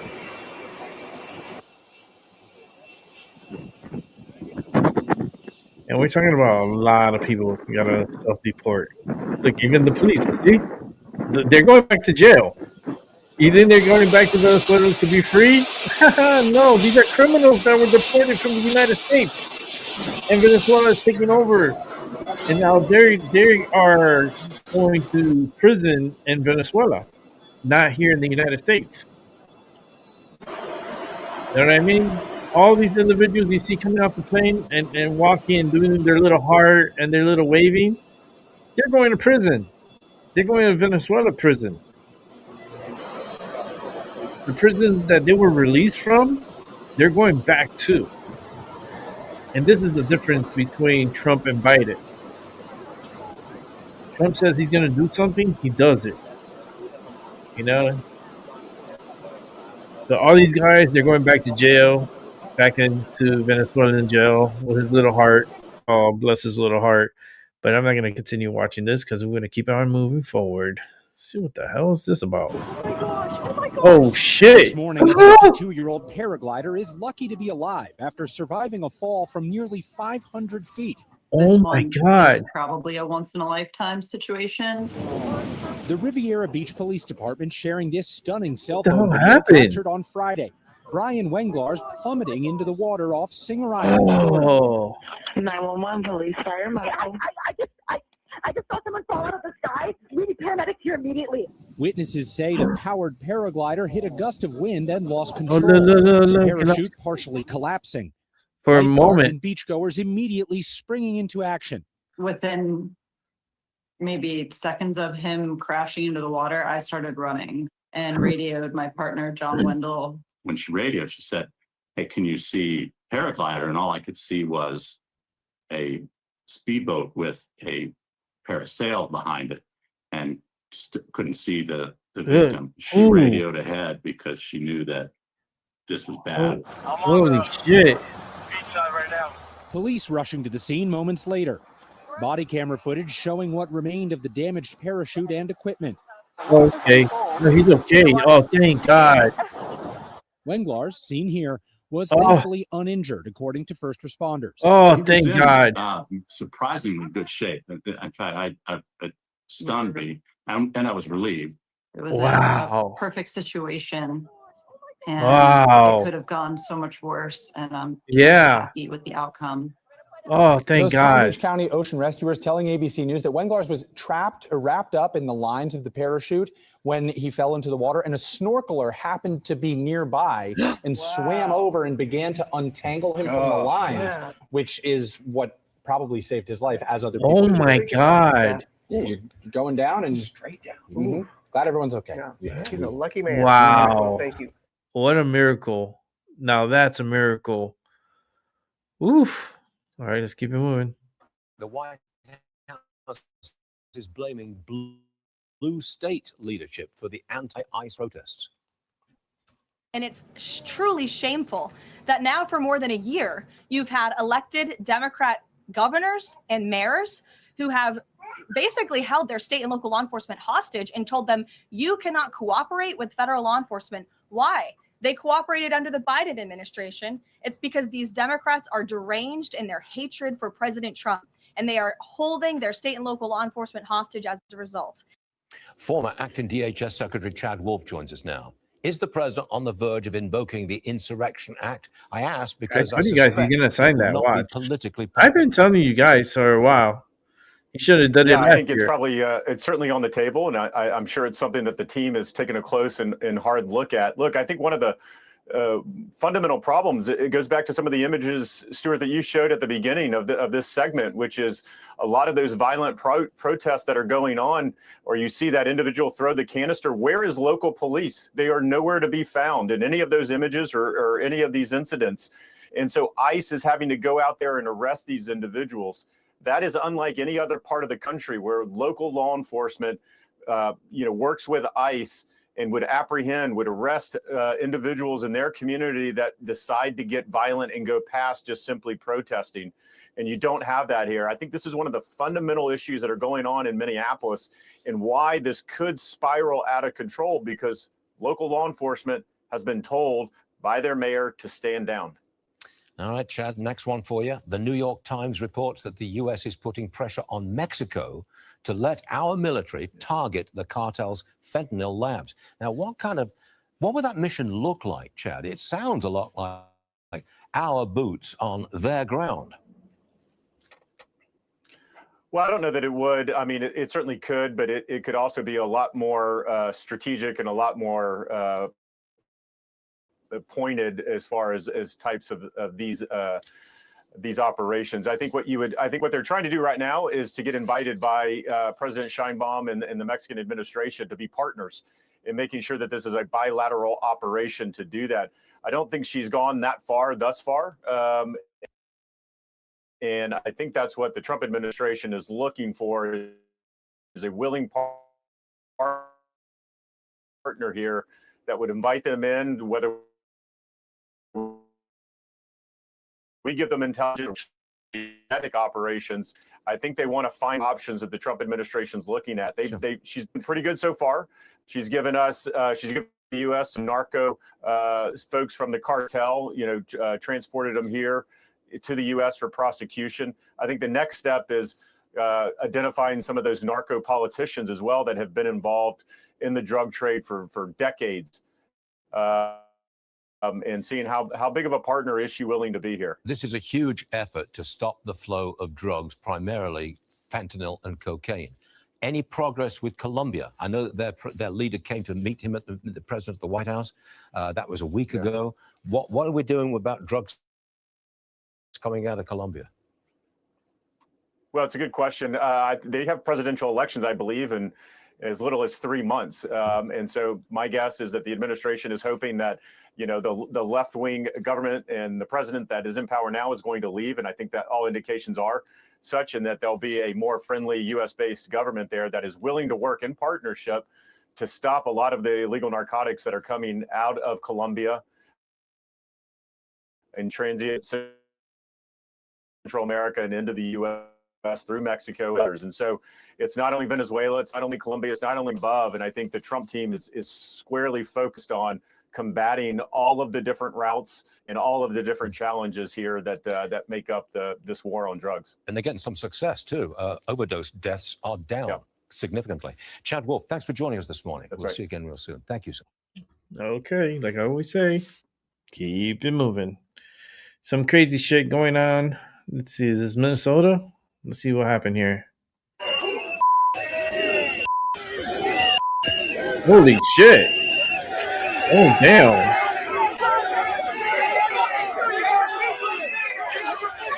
Yeah, they ain't not playing no more. They're calling them fascists. Wow.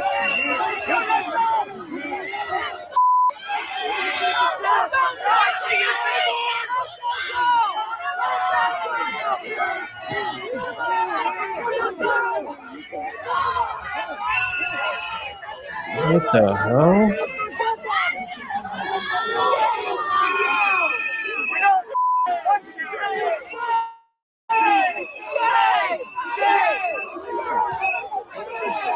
This is crazy. This is Minnesota. What weirdos, man. Don't they have nothing else to do in their lives? Why are they defending all these criminals and all these people? Like, what's the point? What is their point? All I hear is a bunch of Karens. Listen to them. They sound like chickens.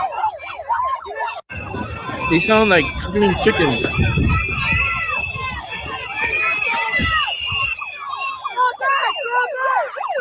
Like, what idiots, man. What a waste of fucking, like, this is like, what's wrong with their brains?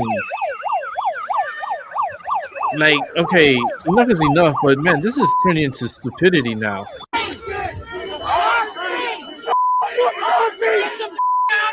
Listen to this shit. You kill people! You kill people! Listen to that. And there's only a little bit of people. It's not that many people. They make it seem like it's a lot. But look at this shit. Our streets! Our streets! Stupid. Our streets! Our streets! Who's paying these people to do this? You know what I mean? Why are they doing this? Look at this. And then they wonder why they get shot and why they get popped in the eye and all the stupidity that they continue to do with their little whistles. Like, all these people should all be, like, arrested or in the future. We're talking about in the near future. Because they're not afraid to show, a lot of them are not afraid to show their faces, so a lot of them can be picked up. Look, you see how little bit of people it is? They're trying to make it seem like it's a lot of people. There's a few hooligans right here. Look at them.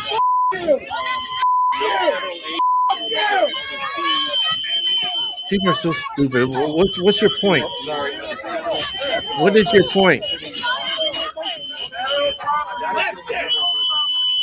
It's federal property. It is federal property, and you guys are look what the hell you guys are doing to federal property. These people don't fucking care. Like, what are they trying to do? And then if they get shot, then they're crying like little bitches. Oh, look what they did to us! But look what you're doing to federal property. Are you kidding me? But where's the police, right? Where's the police? No police, right? But you have these people doing this. Look at this. I wish it would break and they all fall and hit their head on the ground. Let's shoot them with pepper spray. How about that? Just shoot them right now. While they doing that, they could have been shooting. Hey, look off the fence shit, guys. Stop.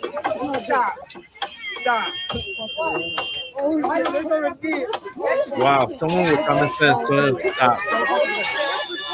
Just don't. They destroyed lives, dude. It comes really easy from a white dude to say to peace. That's all I'm saying. It comes really easy from a And she thinks she's gonna justify it. She's gonna try to justify it. They destroyed lives. That's why I'm gonna destroy this fence, because they destroyed lives. You sound like a fucking moron. The hell's going on here? People erupts at the Minnesota courthouse? I didn't get to see it. I guess it went pretty quick. Hold on, let me rewind it because it went really fast. Let's see what it said. Okay, couple of erupts at Minnesota State Capitol during student anti-ICE protest. Okay, so this is coming from the New York Post. What the hell? What's going on here? There's a bunch of little salamis.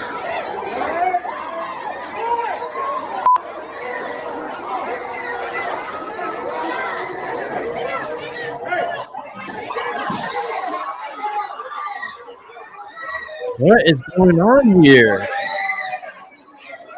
What the fuck is this? There's like a lot of salamis that came out here. Oh, we gotta send them all back home.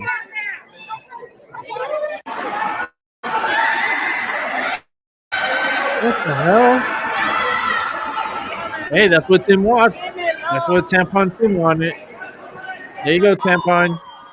You got what you wanted, We are the Tampon. next generation that has the opportunity to create change. So let's keep using our voices. Oh, Let's keep yes, being the loud. change for your To the flags. administration, we hope you see us, we hope you hear us, and realize enough is enough, and get eyes out. Stupid.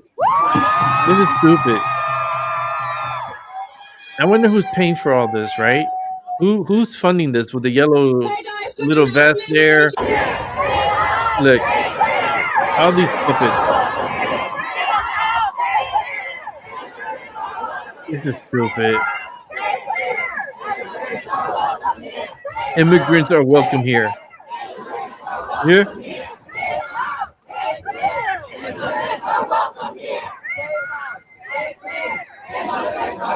Immigrants are welcome here. Yeah, immigrants are welcome there, but not the illegal ones.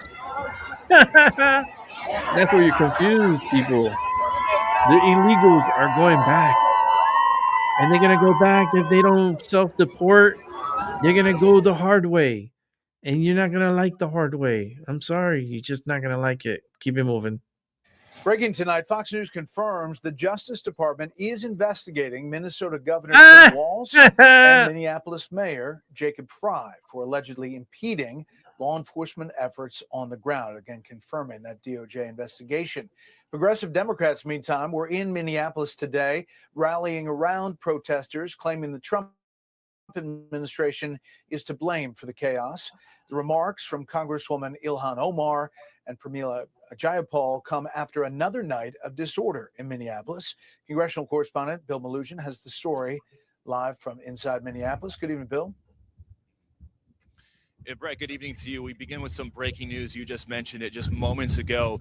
Multiple DOJ sources confirming to Fox News that Minnesota Governor Tim Walz and Minneapolis Mayor Jacob Fry are now both under federal investigation Oh, they're for fucked. allegedly interfering with immigration enforcement here in Minnesota. We are told that probe is early but ongoing. More on that for our viewers as we get it. In the meantime, despite a snowstorm out here in Minneapolis, it appears we are headed for yet another night of protests on the ground. You can see the crowd continues to grow here at the federal Whipple building here in Minneapolis. These federal agents aren't backing down, and the protesters say they aren't going anywhere either.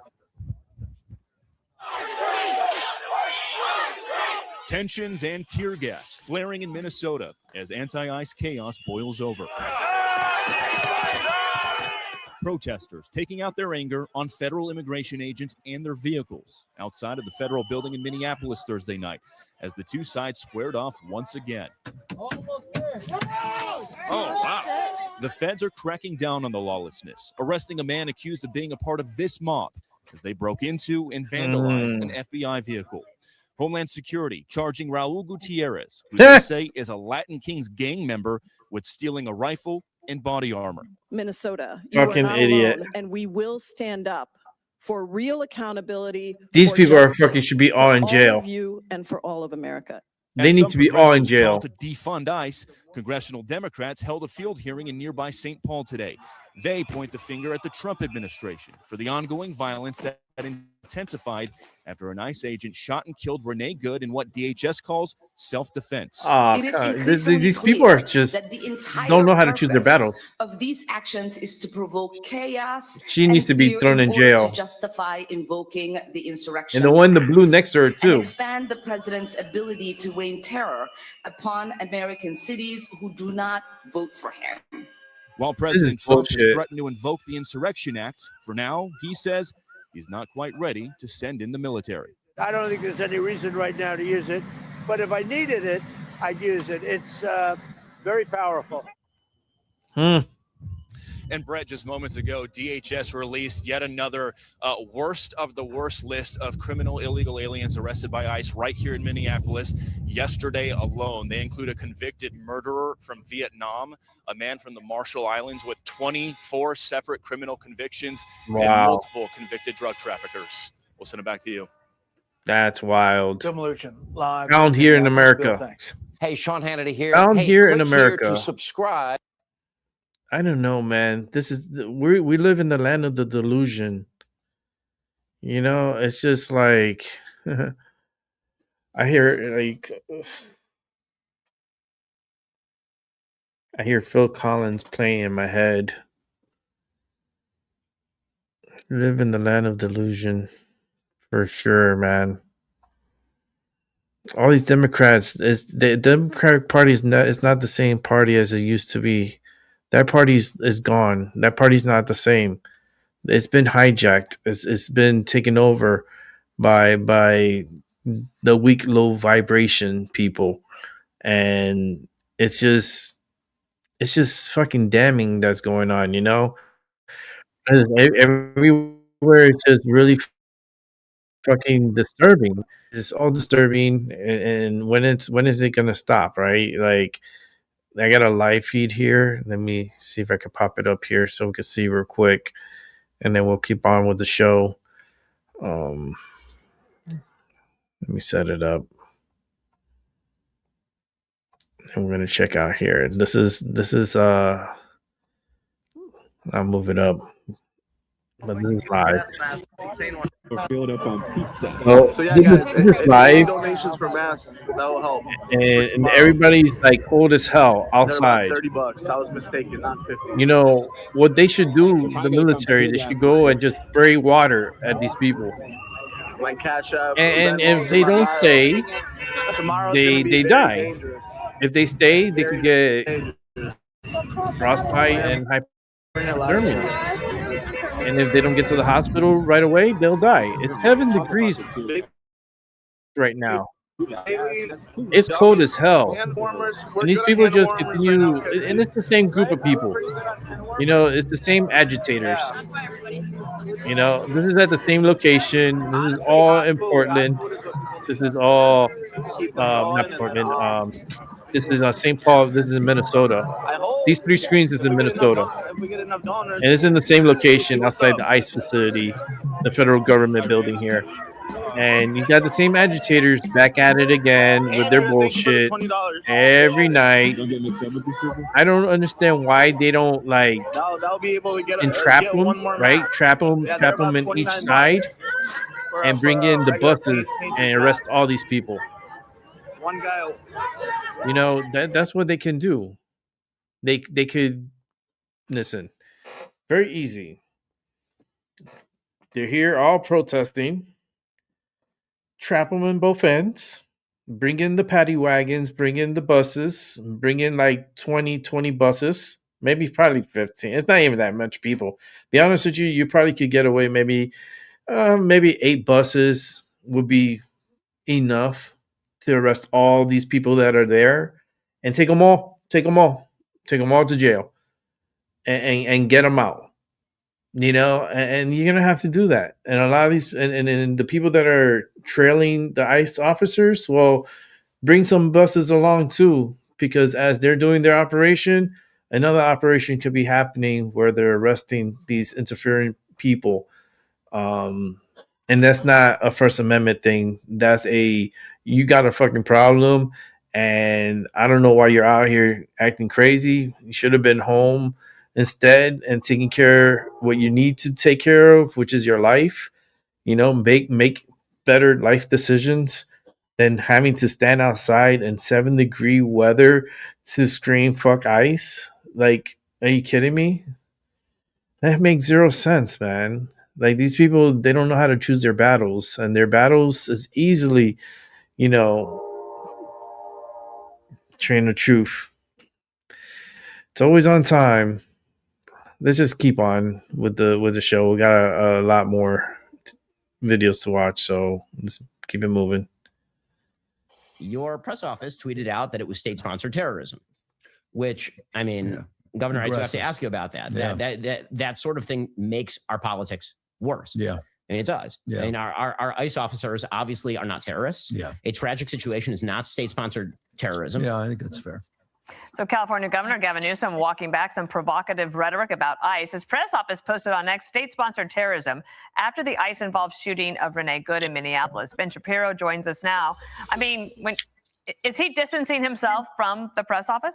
No, he's a fucking gaslighter. I think that one of the circles that the governor has to square is that the Democratic base is very, very radical. And he understands that if he wants to run successfully for president in 2028, then he's going to need to moderate pretty significantly. And so one of the things that he seems to be doing is his press office sort of tweets out to his base, and then he ignores that or he denounces his own press office if it means that he can sort of moderate positionally. I think that's what was happening there. But I don't think you can have it both ways, speaking as a former press office person, but we'll see. So maybe he needs to get a handle on the press office if you want to be president of the United States. Also, he admitted that Democrats should not say abolish ICE. Let's play that clip. AOC said this week that ICE should be abolished. You disagree? Oh, I disagree when I think a candidate for president by the name of Harris said that in the last campaign. And I came out, I remember being on Chris Hayes hours later saying, I think that's a mistake. So absolutely.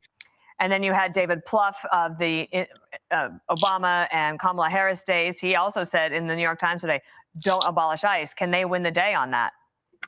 I think the Democrats will move toward the non-abolish ICE position. I think they already did this experiment with regard to abolishing the police, and it didn't work out particularly well for them. In fact, the governor even went on in that interview to suggest that even though his state is a sanctuary state, that they have been aiding ICE in law enforcement, which, again, I think you'd have to ask Secretary Kristi Noem whether that is true, or Stephen Miller, whether they believe that the state of California has been helping to facilitate ICE arrests in jails or inhibiting localities in preventing ICE from doing its job. I think they might have a slightly different take on what the governor has been doing in California than the governor was speaking about there. You also asked him about sanctuary policies.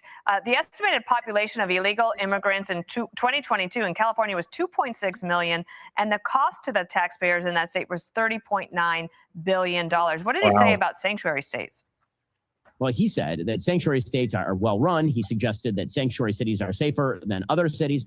He did admit to me that illegal immigration does create a massive cost on the taxpayer. And he would have to admit that, considering that in his last budget proposal, he had to say that if you're an undocumented immigrant, an illegal immigrant above the age of 19, you could no longer enroll in state-sponsored and state-subsidized healthcare because of all of the monetary costs. So, I think that, again, he's going to run up against his own record in a lot of these areas, and that's going to be a real problem for him going forward. Well, he's out there, and he's willing to talk to people, so that's great. And I love your new backdrop, Ben Shapiro. Thank you. Thanks so much. Want even more Fox News on YouTube? Okay, so let's keep it moving.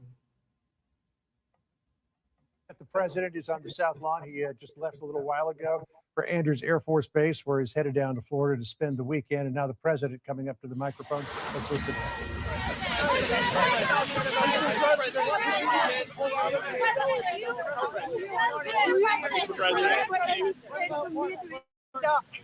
Thank you, Mr. President. Can you explain how you view, your great healthcare plan will impact Americans' health insurance premiums? It's going to be it is a tremendous plan. It's called the Great Healthcare Plan. And we're going to get tremendous reductions, as you know, through, if you look at medicines and prescription drugs, they're going to come down by numbers that have never been seen before. And we're doing that by most favored nations. And other nations, whoever pays the lowest in the world, that's what we're going to pay. Right now, we're paying sometimes 10 times higher than other nations. So we have favored nations. That's been approved. Other nations have, for the most part, agreed to it. And they had no choice. Otherwise, we were going to put tariffs on them. So the healthcare plan that we're coming, the money's going to be paid directly to the people. So it goes directly, not to the companies, not to the insurance companies. It's going to go directly to the people, and the people are going to buy their own health care. They'll get much better health care at a much reduced price. Pull out of NATO if it doesn't help you acquire Greenland. If it doesn't legalize. Well, we're going to see. NATO has been dealing with us on Greenland. We need Greenland for national security very badly. If we don't have it, we have a big hole in national security, especially when it comes to what we're doing in terms of the Golden Dome and all of the other things. We have a lot of investments in military. We have got the strongest military in the world, and it's only getting stronger. And you saw that with Venezuela. You saw that with the attack on Iran, with the knocking out their nuclear capability potentially. So, yeah, we're talking to NATO. Mr. President. Sorry, guys, you cannot push too much. I don't talk about that. Mr. President. You urged protesters in Iran earlier this week to keep fighting in the streets and said that help was on the way. Is help still on the way, or has your bar Well, we're for going to see. intervention As you know, Iran canceled the hanging of over 800 people. They were going to hang over 800 people yesterday, and I greatly respect the fact that they canceled that. Mr. President, Prime Minister Carney is in China. Prime Minister Carney is in China. How do you see the deals Canada and China have just signed, trade deals between the two partners? Well, that's okay. That's what he should be doing. I mean, it's a good thing for him to sign a trade deal. If you can get a deal with China, you should do that. election in Venezuela? Did Arab and Israeli officials convince you to not strike Iran? Nobody convinced me. I convinced myself. You had yesterday scheduled over 800 hangings. They didn't hang anyone. They canceled the hangings. That had a big impact. Yesterday you accepted Maria Machado's Nobel Prize medal. What do you intend to do with it, and why would you want someone else's Nobel Prize? Well, she offered it to me. I thought it was very nice. She said, you know, you've ended 8 wars, and nobody deserves this prize more than in history than you do. And I thought it was a very nice gesture. And by the way, I think she's a very fine woman, and we'll be talking again. Say it. What's the trigger for the Insurrection Act in Minnesota? What are you waiting for? Well, the Insurrection Act, which has been used by 48% of the presidents as of this moment, the Insurrection Act also, if you look at it, I believe it was Bush, the elder Bush, he used it, I think, 28 times. It's been used a lot. And if I needed it, I'd use it. I don't think there's any reason right now to use it. But if I needed it, I'd use it. It's very powerful. President Johnny, a very nice person at the meeting was, well, why align with Delcy Rodriguez and the remnants of the Maduro regime and not with Machado, who has the support of the Venezuelan people? Well, if you ever remember a place called Iraq where everybody was fired, every single person, the police, the generals, everybody was fired, and they ended up being ISIS. Instead of just getting down to business, they ended up being ISIS. So I remember that. But I'll tell you, I had a great meeting yesterday by a person who I have a lot of respect for, and she has respect, obviously, for me and our country. And she gave me her Nobel Prize. But I'll tell you what, I got to know her. I never met her before, and I was very, very impressed. She's a really, this is a fine woman. Where are you going to the March for Life is next week. And some pro-lifers are worried about your support for the Hyde Amendment. What do you tell them? Well, you know what I tell them? You're going to hear about it because I just taped a beautiful piece for them, and they're going to play it. And those are great people. I want to tell you, they're great people. Thank you very much. Thank you very much, everybody. All right, the president commenting on a number of pertinent topics today as he makes his way to the helicopter. We know he's at Andrews Air Force Base, aboard Air Force One now, headed down to Mar-a-Lago for the weekend. But a lot to talk about this Friday afternoon. So much for an easy wrap into the weekend. Yeah, as he makes his way to Florida, we will digest what we just heard from the president there, particularly on the Insurrection Act. I referenced the number of times Bush used it, 28 times he said. He says he sees no reason right now, but if it is needed, he'll use it, John. So a bit of news as we continue to watch those protests. I believe we still got the shot up outside the federal building there in Minneapolis, John, where these protests continue.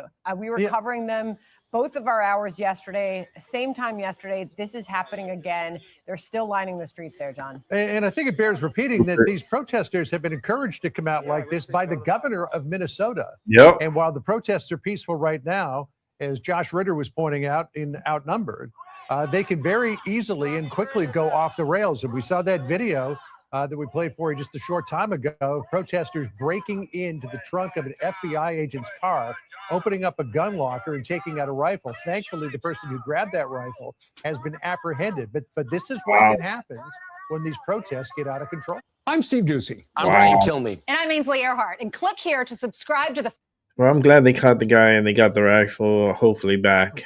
Let's keep it moving. Ruthless Iranian regime leaders are now ordering their own children to slaughter innocent civilians. What? A commander's distraught daughter revealed as she sobbed in a gut-wrenching interview on Thursday. شاهدم که چه جنایت‌هایی فقط پدر خود من کرده. فاطمه جان الان دستور میده بکشید. من کجا بیام؟ من عکس دارم، فیلم دارم، مدارک دارم.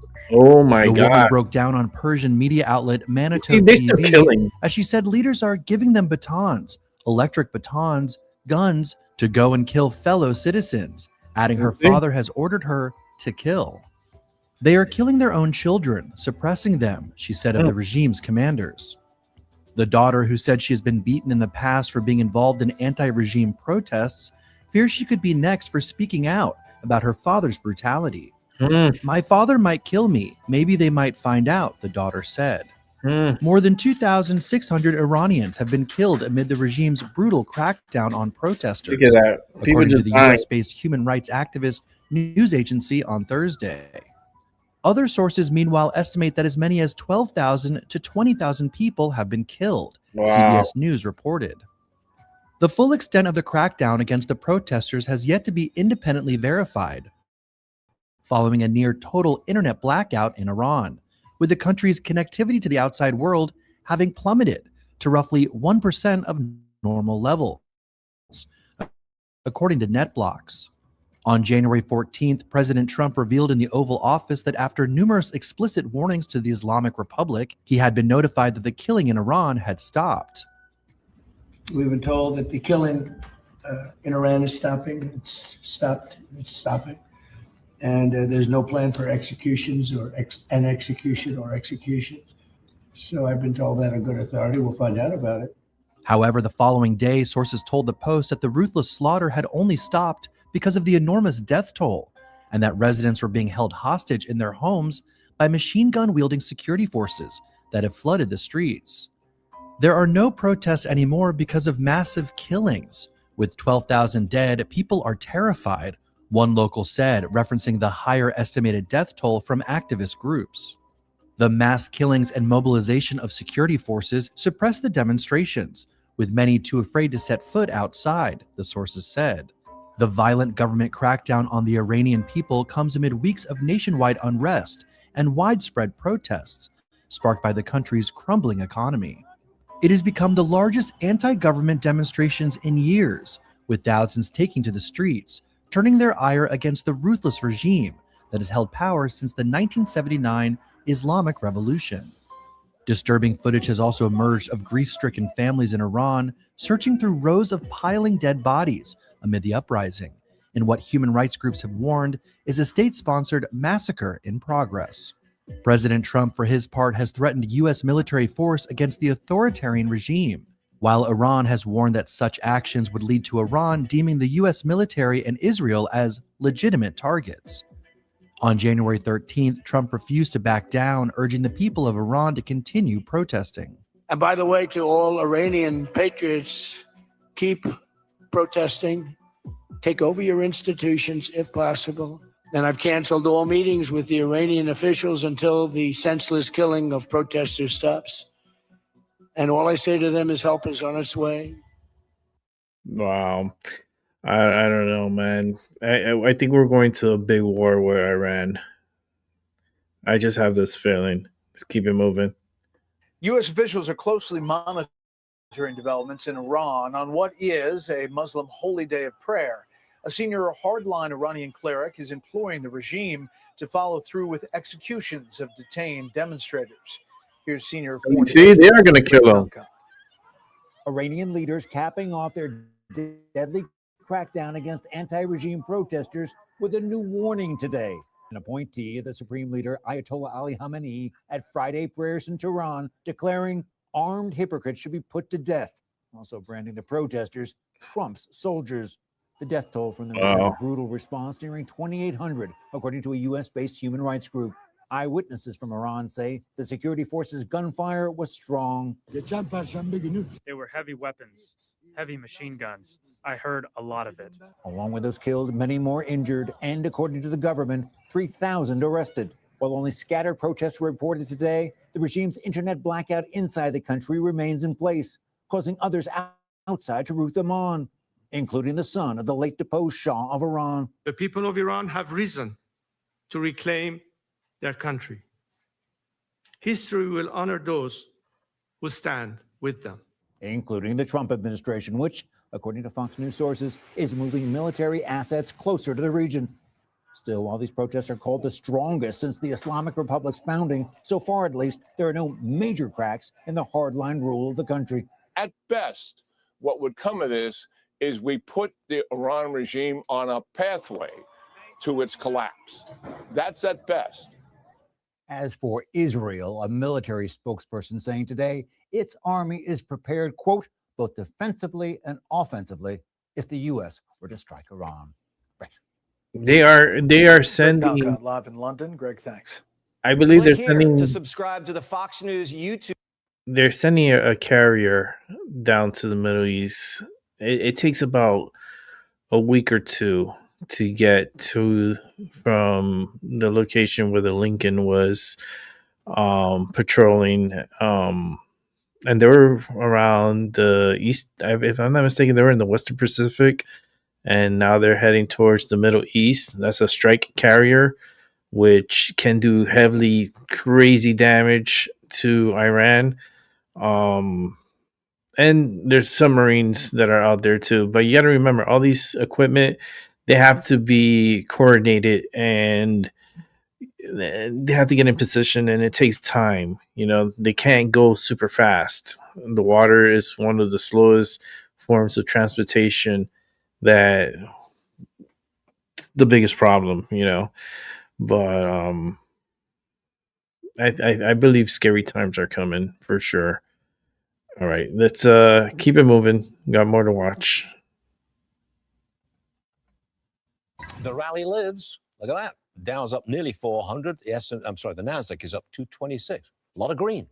Show me the GLP-1 drug makers, please. Jeffries says the weight loss craze could be a really good thing for the airlines. Wait, where are they going? They say with all these people losing weight, airlines stand to save $580 million a year in fuel costs. Wow. Airplanes, more fuel efficient. Sounds like a stretch to me. Skinny people save money. Fat people cost them money. New research shows that people using GLP-1 weight loss drugs spend more money on food at restaurants. Look who's here. Celebrity chef Andrew Gruel joining us. That makes no sense to me. Don't these drugs make people less hungry? Yeah, they make them less hungry, but it's all about budgeting those calories, right? So essentially, people are saying I'm going to be eating. That's a lot negative. less It doesn't fast make food, you and when I less do go out hungry. to eat, That's I'm going to bullshit. spend that money the right way, or I'm going to spend it in. It more doesn't make you less luxurious ways. hungry. So people are eating less at fast food restaurants, but then spending more at full service, finer dining restaurants. What changes have you made to your menus because of GLP-1 drugs? Cutting out the carbs, the empty carbs. We've made changes on the menu in regards to alcohol because people are drinking a lot less. So we're having less inventory and maybe doing more drinks out of less supply, right? Instead of just having them sit on the shelves. But most importantly, it's about introducing proteins into a lot of your sides that otherwise would be those empty carbs. So we're using some of those lower cost proteins to kind of braise off pork butt, shoulder, chuck steak, et cetera, to work into some of the sides so that you get a higher protein plate overall, but you can use a smaller portion. Is it that noticeable? It is that noticeable. It's there. I mean, you can see this. Yeah. And the reason I know is that so whenever I'm in the restaurant, I work the dish pit, right? Because I can see everything from the dish pit. It's like the cockpit of the plane. You know, I'm diving for suds and I see all the plates that come back. We do our own hand-cut fries in the restaurant. It's one of our specialties. And for years, you'd come back with the plate licked between fries, malt vinegar, and ketchup. And now they're coming back with fries left on the plate. That never happened. At first, I yelled at the kitchen. I'm like, did you change the recipe? What's wrong with this? But it's really just that people are eating less fries. So now we can decrease our portion size and nobody's really going to be upset about that. Can you make more money? Well, that's the great question. So that's the problem. It's the best question. Because people make their money on the empty carbs, right? On the big buns that make the sandwiches look gargantuan, on the breads, especially the breads that they give you when you sit down, that gets you going. You buy a few drinks, right? They're buying less drinks. So the areas in which you traditionally make your money in restaurants are the areas that people are cutting out. So you really got to be creative with your proteins to make sure you can make your margins on the proteins. Is there a particular kind of drink, like liquor, beer, wine, that people are drinking less of, and that's noticeable? Yeah, it's beer and wine. You know, we're actually seeing drink a lot more of is tequila and straight tequilas. There's no carbs in tequila. Yeah, it's just really interesting. So you're seeing a lot of these boutique tequilas, and we're doing things with just like tequila on ice and a splash of fruit juice or seltzer water. And then you push what seltzer water it is based on the boutique salt in the water. It's very interesting. This is fascinating. I talk all day because I started out in America as a waiter in a restaurant in Connecticut. That's why I like you so much. Thank you very much. California's Governor Gavin Newsom, he plans to stop the proposed billionaires tax. I suspect he's just trying to look after his mega wealthy donors. Am I right? Yeah, I mean, this is like good cop, bad cop 101. So Newsom probably sat in the room with the union and said, look, I'll play the bad cop on this. Obviously, you keep pushing it, or the good cop, depending on who's judging you. And you know that he wants that wealth tax. But what I find interesting is that the people that are complaining about it and are saying, I'm going to leave California, I'm going to run away, they're all the people that funded this beast, right? So now suddenly it hurts them and it affects them in their ivory tower, and they want to leave. So he's all for this wealth tax. I just have to tell you that I never thought I would sit here and interview a guy who runs restaurants and who says, yeah, there's real impact from weight loss drugs. Yeah, I never expected that. I thought it was a kind of a fad that wouldn't have far-reaching implications, but I think I'm wrong. Well, you know, back in the day, it was the weight loss drugs as well with the nightclubs, but those were illegal, illicit drugs that were preventing people from eating. Nice way to close out. Andrew, you're all right. Thank you very much. All right, let's keep it moving. We're going to watch a little bit of Melody King talking about the billionaires fleeing California. Here we go. The reason they're calling it a billionaire tax is to make it easier for people to vote for it and sign up to this entirely new tax system that they're proposing to put on all Americans at some point in the United States. Why would all of these billionaires flee California, not only themselves, but their businesses overnight? You've got to take a listen to this. So I'm scrolling through my feed this morning and I see Larry Page, co-founder of Google, just dropped $173 million on 2 mansions in Miami. Not one, but 2. And I'm thinking, why is the guy who helped build Silicon Valley running to Florida? Then I saw Larry Ellison, Oracle, sold a San Francisco mansion for $45 million. Peter Thiel, Miami. David Sachs, Austin, Texas. Sergey Brin, the other Google co-founder, moved 15 companies out of California 10 days before Christmas. And Chamath Palihapitiya posted this on January 1st. People I know with a collective net worth of over $500 billion scrambled and left California for good yesterday. $500 billion gone in one day. So I started digging. Why are all these billionaires running for the exits at the same time? And what I found out, well, it's going to cost you some money. And here's what's happening. A union, our favorite guys, SEIU, the Healthcare Workers Union, is pushing a ballot measure for November. They want a one-time 5% wealth tax on every California billionaire. Sounds great, right? Tax the rich. Get the billionaires. They can afford it. Well, here's the catch. Robert Frank is at the table this morning with the details on that hidden feature. Yeah, I call it the Is it hotel hidden feature? Some people call it a bug. It's a bug. It's You're talking about roaches. I call it the Hotel California provision. So we've all heard these reports. Peter Thiel, Larry Page, and other California billionaires threatening to leave the state over this possible billionaires tax, but they may be too late. They made it retroactive to January 1st, 2020. That was 10 days ago. So even if this thing doesn't get voted on until November, if you were a California resident on January 1st, you owe. Most billionaires didn't even hear about this until December. Most people in California first heard about this in December. So it means they would have only had a few weeks to do all these things and actually get out in time. They had a few weeks to move their entire lives, homes, doctors, bank accounts, cars, country clubs, businesses, or get hit with a bill for billions of dollars. Larry Page is worth about $270 billion. 5% of that is $13.5 billion due to California. Larry Ellison, $192 billion. His bill, $9.6 billion. So what did they do? They ran. New reporting shows that at least half a dozen billionaires have already left the Golden State. Up to 20 more could be packing their bags as a proposed 5% wealth tax remains on the table. The latest, Google co-founder Larry Page is headed to Miami, Florida. Peter Thiel, Larry Ellison on the move to red states like Texas and Florida. And here's where it gets real for you and me. You see, Sacramento doesn't stop spending when billionaires leave. They can't stop spending. They're addicted to it. Right now, the top... Not just spending, guys. I have reported on this. It's all over the place. There is, it has to be trillions of dollars of fraud at this point that is happening in California. I think 50 something billion just in the homeless.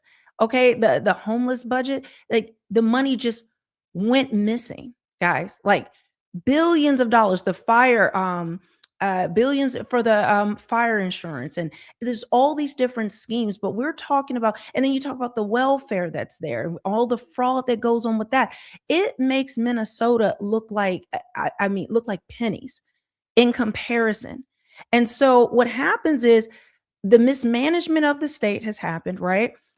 They have it's not just mismanagement, it's mismanagement and then actual fraud where they are actually the money. How do you have billions of dollars go missing and no one knows anything about it? They have no idea where it went. But there have been a lot of investigations trying to uncover all this money is going, and nothing is being done about it. So while that is happening, where Gavin Newsom has allowed all of this fraud to go on, while he's most likely a part of that fraud, we know he is, but then you move that over to now the budget in California has gone up 50%, meaning the money that they need, the annual budget for California, it has gone up $150 billion. So not only does the state need more money, plus they have all this fraud and mismanagement, giving so many things to illegals, even free healthcare. There was a program so that illegals could become first-time home buyers, where they don't even have that program for American citizens. So understand, this isn't just about taxing billionaires. I could care less about that. But it's the everyday people now, when these billionaires have left, that are having to pay that tax bill. That money still has to come from somewhere. That money it's still needed for the state. And even though the residents there, the middle class that are having to pay this, they know that nothing is going to go to improve their lives. In fact, their lives are going to get worse. It's this vicious cycle, right? And they have to still pay taxes. Now their tax bills are going to go higher. And this is how you get squeezed, not only by the government, but you get squeezed by fraud. And this is why fraud is important, because it impacts all of us, everyday people. And this is why this is so important right now. But they want us suppressed. They want us, worn out. They want us tired. They want us feeling so depleted, so that we don't have any energy to pay attention to all of these things going on at once. There's so much every day on the news. I don't know which way to turn my head, but let's continue. 1% of earners in California pay 40% of all state income tax. The top 1% of income earners generate 40% of the income tax revenue in California already. 40%. When those people leave, that money doesn't magically appear somewhere else. It comes from you.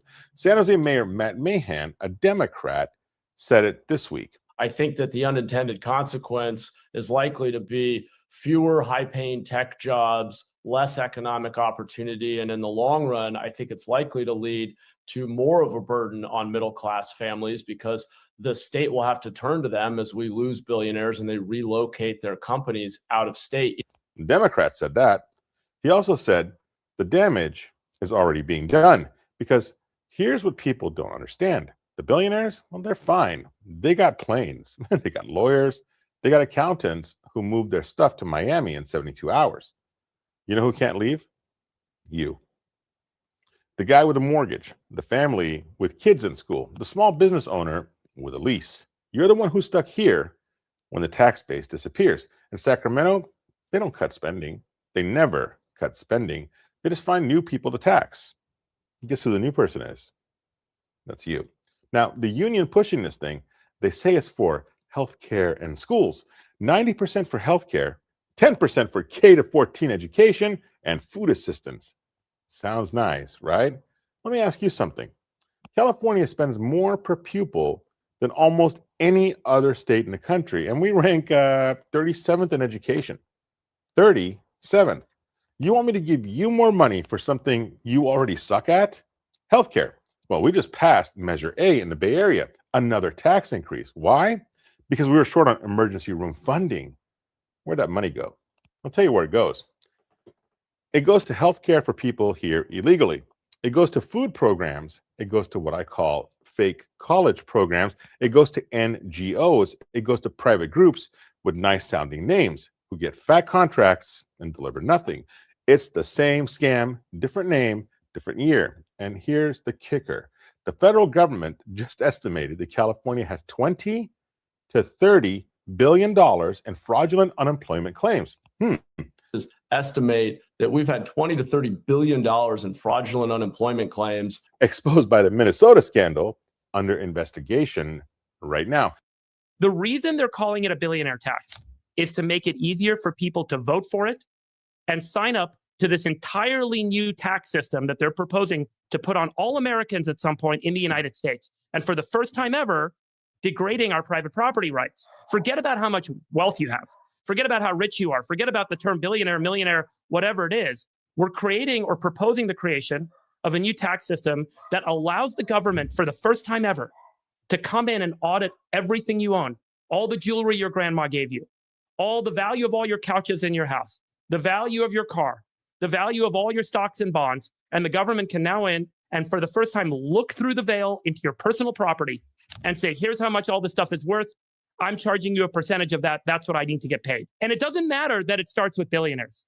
What matters is that we're giving the government the right to look into our private property and take a percentage of it every year. The total net worth of billionaires in the United States, $8 trillion. Yeah, the real money's in the middle class. And the net worth of the United States, the middle class and everyone else is 170 trillion compared to 8 trillion of the billionaires. They need a way to open the door so that they can go after the real honeypot. The real honeypot are not 200 people. Just so everyone understands, the real goal of this is not to tax billionaires, because there are other ways to tax billionaires. Right. Charge them a capital gains tax if they borrow against their assets that they haven't paid capital gains tax on.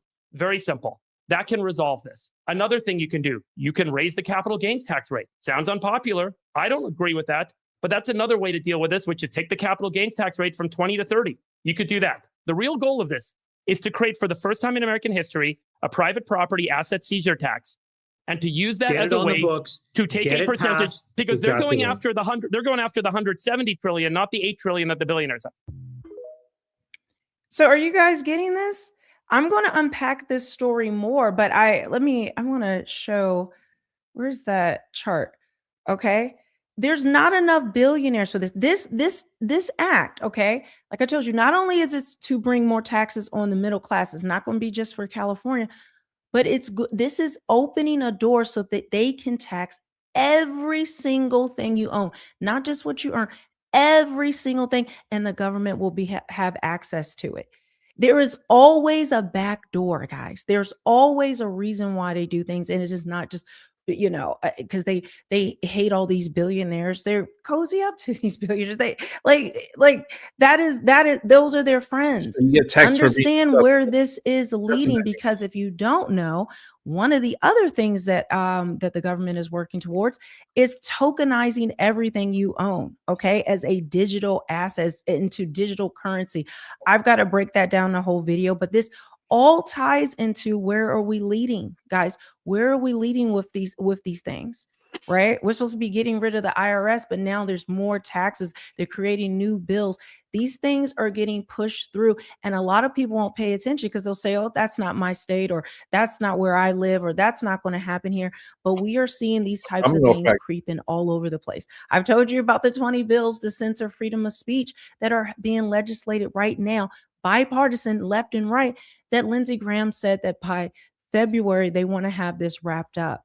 So if you're not paying attention to the fine print, you may see the bigger headline, but if you don't pay attention to the fine print, you don't understand what is about to happen and unfold in this country and really globally. So, but guys, I'm going to follow up with it. I have a lot more to share with it. Make sure you subscribe, hit the notification. All right, and let's keep it moving.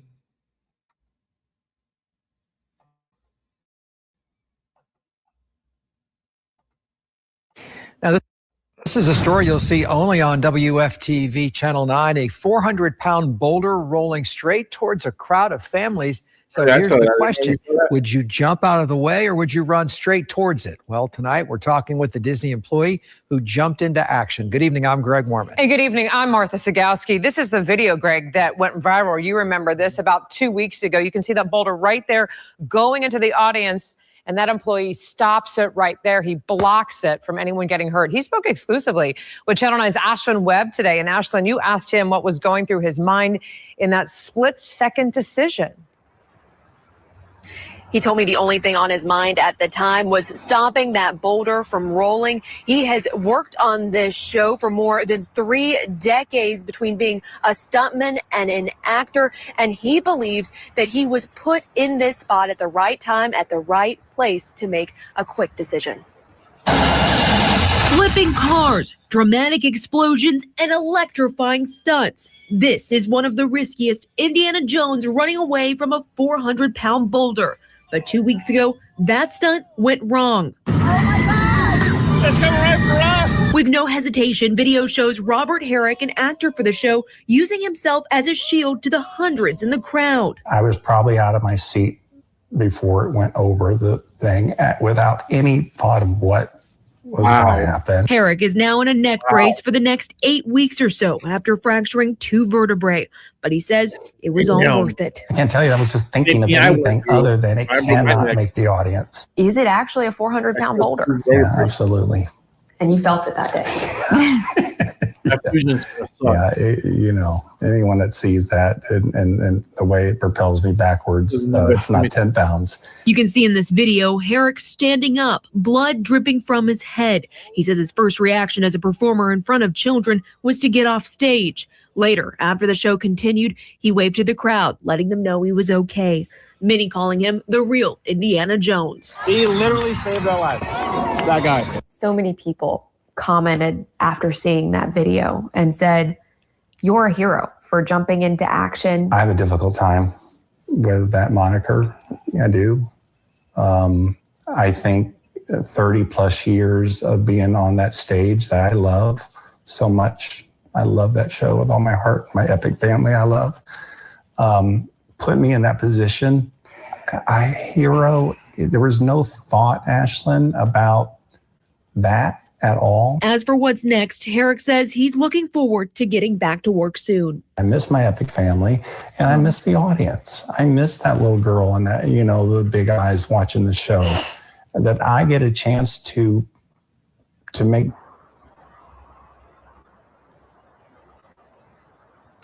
And you could tell in his response to me, he was so humble, just speaking about what happened. He said there are so many people doing good deeds every single day, including the doctors and nurses that helped him after this happened. He said the only difference between him and them is that day he had 2,000 people watching him with their cell phones out, videoing what happened. Reporting in Orlando, Ashlyn Webb, Channel 9 Eyewitness News. Wow, what a story, Ashlyn. And really, I know he doesn't want to be called a hero, but I don't know what else she'd say. All right. Wow. What's going to be, he's going to have a hard time. I tell you right now, that's not an easy surgery because I had that surgery in my neck and he's going to struggle. He's not going to be able to get to work like that quick. But let's keep it moving.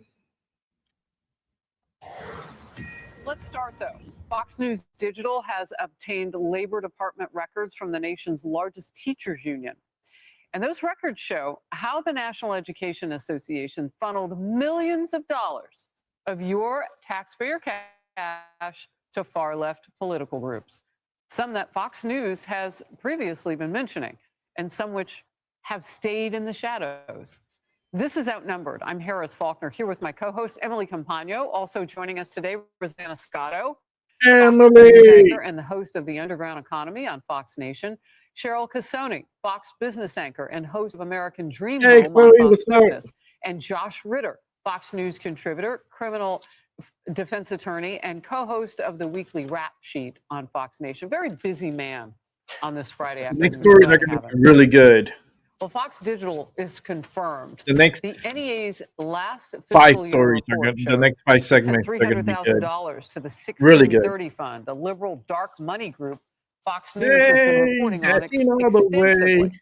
And in most Chloe's cases, on her exclusively. way home, I mean, the hopefully. liberal media haven't touched it. Hopefully she's Tens of home. thousands of dollars to the Tide Foundation network, which has ties to anti-Israel Hope you had a good protests night and other dashing. far-left causes. One of the biggest checks the NEA cut was for $3.5 million to Educational International, a global teachers federation where the NEA president serves as a On vice the way president. home, nice. Oh, that's cozy.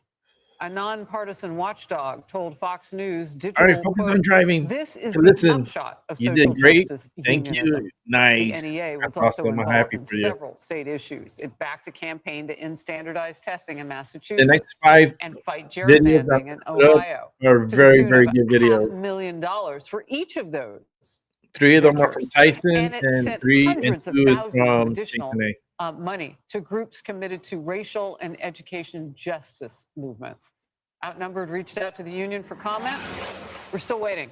In fact, maybe our watches have stopped, Emily, because they haven't done anything yet. Look, this is a lot of money. A lot of it we don't see. We don't know where it's going. And that's probably the biggest problem. And what I see here too is that Oh, I there's 3 picked up some million good stuff, Chloe, members, today at and we've Walmart. had litigated in Like the courts the Pokemon sort of stuff. difference between an association and a After this mandatory over, I'll show it membership, to you. and Pretty also cool. those that are paying into it because they believe I got in the some cool tenants. Now, Pokemon. normally union membership has direct application to the sort of the workability, the employment aspects of the particular individual. It doesn't have to do with social justice movements and a whole lot of political speak. And I wonder how many of those millions of members, including the ones that are members by, adjacency, how much they know about that. Do they know where their dues are going? And again, it's been litigated in the courts where people said, I don't want my money going there, actually. And they fought back. The unions fought back. Oh, no. You still have to pay us.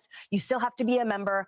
This is absolutely frightening, because I'll bet you the amount of teachers that don't know where that money is going, the parents know even less. And to equate then the teachers' automatic association with end of standardized testing, gerrymandering, things like that, to the thought that your child's education, and more appropriately, the teacher in charge of it, the steward of your child while you are not with them in the public schools, that is where their association is going. That's where their influence and their persuasion, your hard-earned money. This is a travesty. But I think back to the Doge fallout and how upset people were, the audacity of auditing, the audacity of knowing where your tax dollars went. So I'm not holding my breath that there will be the uproar that this deserves, other than right here and those people who actually care where their money goes. So it's interesting. I mean, it's an international federation, right? So Americans are giving to that. Is there a legal issue when that money mixes in with our American politics, like gerrymandering in Ohio? I mean, if people don't know where their dollars are going, isn't that money somewhat going offshore too? Well, it's a legal issue, certainly for the members, to Emily's point. And they're the ones who are going to have to be at the front lines of trying to figure out where this money is going. The members themselves, they're the ones putting into this large pot that is then being doled out to all sorts of organizations that they may not be aware of. I also enjoy Emily's point about what about the parents? I mean, silly us if we may have thought that this was going towards helping teachers with their employment issues and giving them a better work environment. And instead, we're finding out that it's going towards programs and ideology adverse to parents, even adverse to their interests in understanding what their kids are going to be taught, the education that's going to be handed out to them. It's really disturbing. And again, who else is talking about this? And if the union members aren't doing anything about it, nothing might be done. Cheryl, how did we get to the point where this is so opaque? Well, I mean, first off, I got to give a shout out to our colleagues at Fox News Digital, because back on the couch in November, we talked about more documents that they had unearthed from the same organization, if you remember, where they uncovered documents. They were documents telling teachers how to deal with, gender affirming care and all these other I'm gonna send it to you on the. I'll send you the pictures to not promote education. One on expert Discord. that Fox News Digital So I did can show talk you to, what I though, picked up today. said, look, they've got a federal charter. That federal charter should be looked at and possibly revoked, because obviously that charter says that they're supposed to be promoting the cause of education in the United States, advance the interests of the profession of teaching. So the teachers are not being served in what is happening and where these hundreds of millions of dollars are going. But I just have to say, it is very difficult to follow the money. And the fact that our colleagues have done this over at Fox News Digital is pretty impressive Yeah, to me. I wanted to know about that opacity because, I mean, the IRS certainly has a word in all of this too. Well, you know, the Treasury could do some background information on this. I mean, you could get forensic auditing involved. I mean, really, I think this would be up to an officials at the administration. I would point to Treasury for more information on this. Rosanna, is there any way to get the unions who say they serve our kids to actually care about the kids? You know, I was thinking about this. Their spending is not incidental. It's very intentional. And the union has evolved into something else. And what's so sad is you hear report after report that the reading levels are down, the writing levels are down, the arithmetic levels. When you compare it to other countries, America is lagging. We're below average in a lot of these categories. But I'm not surprised that it's evolved into something else. I mean, we kind of got a little whiff of it after COVID, right?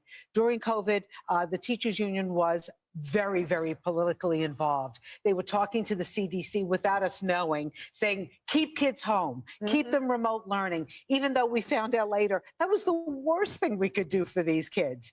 But we learned that they were very much involved in the politics. And I'm just going to say, a bunch of years ago, I had gone up to Albany to talk to state legislators about a story I was working on. And when I left, they gave me a goodie bag, and it was in a teachers union bag with like the teachers union T-shirt and a lot of things. And I'm like, what's going on in Albany? You guys are like so in bed with the teachers union. You're giving me a goodie bag to leave? Wow. That's like medical device sales. Here, take this night out Isn't on that us. crazy? That's what those dues are paying for that too. But you know, the bottom line is that our kids are suffering. You would think the teachers union would be making sure that the teachers have everything possible to make our kids succeed in the classroom. If we can't incentivize them with more of our tax money, I love your idea. Rip the charter. Yeah, it's a federal charter. Pull it. I mean, Yeah. why are we Pull the charter. trying to do what we know we can't do? They're incentivized by their own politics. Hey everyone, Yeah. I'm Emily Campagno. Catch me and my co-host. All right, let's bring it back to me. But yeah, I had a good like time when I went to Walmart because they had just received a whole bunch of like One Piece cards and stuff like that. I'm not really into it. I know people are really into it, but for me, it's not really calling me. I know they have really expensive cards in those One Pieces. I may go tomorrow and probably pick up a couple of them just to probably rip it on the shorts, and put it up on YouTube Shorts, and we'll see. I don't know. I don't know too much about the One Piece, but I heard if you get like a lot of the chase cards, if you come across them, they can be worth a good, handsome amount of money, and I feel like these cards are like lottery. It's kind of like the lottery, but at least with the cards, you have some value, even though some are like 7-10 cents, in the cents. Sometimes you get a couple of hits, but the hits are probably like $1, $2, maybe $3. If you get lucky, like I did, you'll get like a $14 card, $15 card. But if you get it graded, it could be worth a couple of hundreds. If it comes back a 10, gem mint 10. And I got a couple of cute cards that I would like to probably get submit, and then I did get a ultimate the UPC, which is the Ultimate Premium Collection of the Phantasmal Flames. I ended up getting 2 boxes of it. I wanted to save one of them, and then the other one, I wanted to rip it open, but then take my time ripping it open because I like to open 1 pack a day, and it's just to show patience, to show that I don't let that control me. I want to control the destiny, and going 1 pack a day and putting up 1 video a day on the shorts, I think is pretty cool. I like for the people who watch. I truly appreciate, because I do get a lot of people watching. I'm in the hundreds. And I just put a video up, like literally during the show. I put the Today Short, which I didn't get a hit. I didn't really get anything. But I have 186 views already on it. I've been averaging pretty good amount in the higher numbers with the shorts, and my subscription counts it's going up. It's starting to creep up, and it's moving along. It wasn't doing that before. I was in a pause for a very long time. Like it would not move. It would just stay the same number for the longest. Like, oh my goodness, am I ever gonna like move this channel? And something within Pokemon activated me, and something told me to do the Pokemon on the shorts, and they will come. I'm like, okay, cool. I used to collect cards when I was young, and I love my hobby when I was young. I was more into the sports cards, football, baseball, basketball. Um, and then I got comic books, and the comic books were pretty cool too. And if I get them graded and so forth, they could be worth a good amount of money, which is always awesome.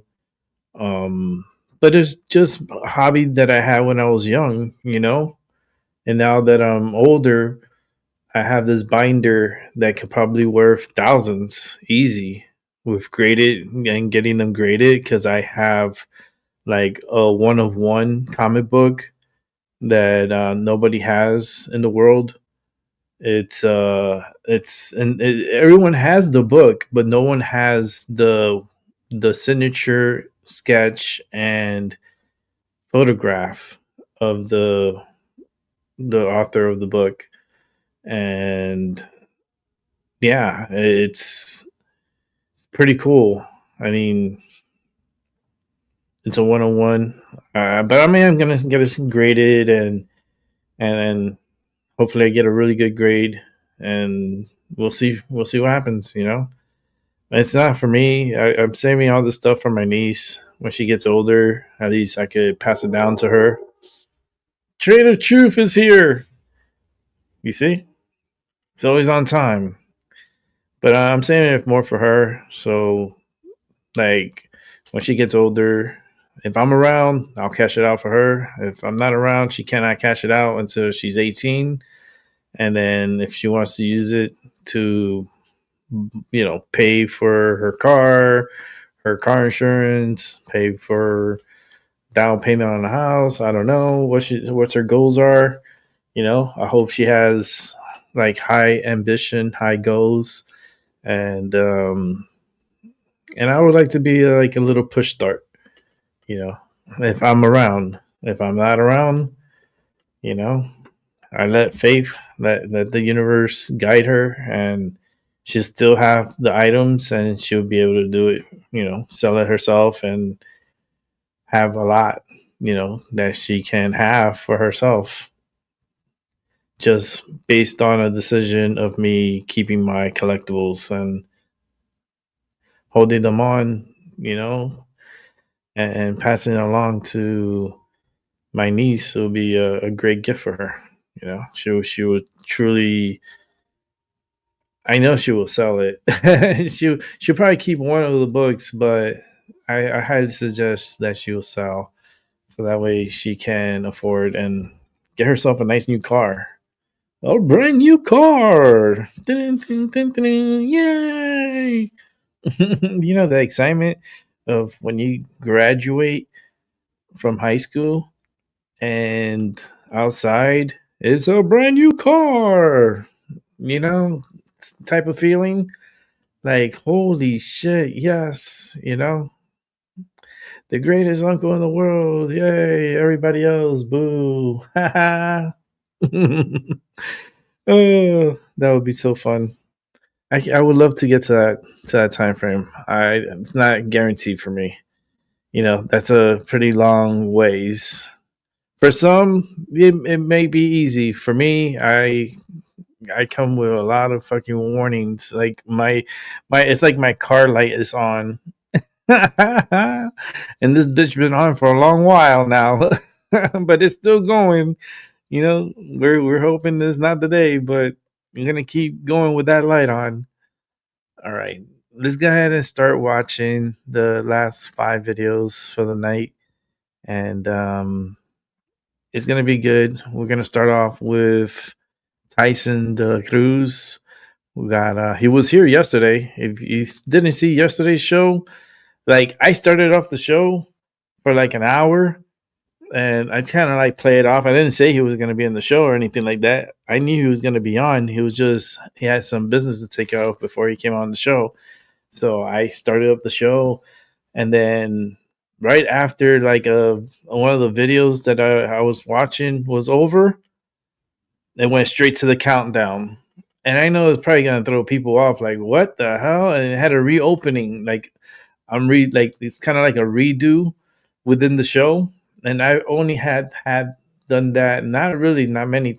I don't think I ever done that. I think that was the first time I ever did that, which Tyson de Cruz really appreciated. I go, man, I cannot bring you into the show without an intro, at least a proper intro. You know, it's like he's very successful, man. He has a really great YouTube channel. Tyson, let me see how many subscribers he has now, because I know he's over like 130 something for sure. I'll tell you right now, 134,000 subscribers. 134,000. Let's keep that in your mind. I have 2. I have 2, but the 2 I have are the loyal 2. So keep it loyal. That's awesome, and I do appreciate the 2, because it takes 2 to make a thing go right. It takes 2 to make it satisfied. Yeah. See, I listen. I'm not gonna break it down here. Bring it back to the 80s. Bring out some salt and pepper here. And yeah, but that's a good achievement, man. 134,000. Tyson, man, on fire. I'm working on 532. 532, and I gained like a good 13, 14 subscribers. Disney's gonna get operated, because I'm sitting here and I started feeling like this like really weird popping feeling noise in my, not noise, but it's like it's in the cartilage inside that is really hurting. And when I'm just sitting here and it just starts moving on its own and it's like grinding and it starts hurting. It's a weird feeling. I hate when it does that. But yeah, the insides are very weird. You can see the outside, but you can't see the inside. And the inside in my inside is all fucking fucked up. I don't know how I'm doing it, but I'm doing it. So let's go ahead and watch some Tyson de Cruz. There have been at least 38 bodies found in or around Lady Bird Lake since 2022. America, 38 bodies have been pulled from Lady Bird Lake in Austin since 2022. And Austin Police Department keeps telling you that it's just drunk guys falling in. But here's what they're not telling you. Well, a new study is dispelling years of rumors about a serial killer targeting people in downtown Austin. Researchers at Texas State University released a new report debunking the so-called Rainy Street Ripper. It's just accidents, but the disconnect between accidental rulings and the surge of drugging reports is absolutely massive. Aaron Moulton is one of many witnesses to see first responders pulling a woman out of Lady Bird Lake on Thursday. Austin isn't unable to find a killer. They're unwilling, because admitting there's a serial killer would tank their tech bro tourism and real estate values.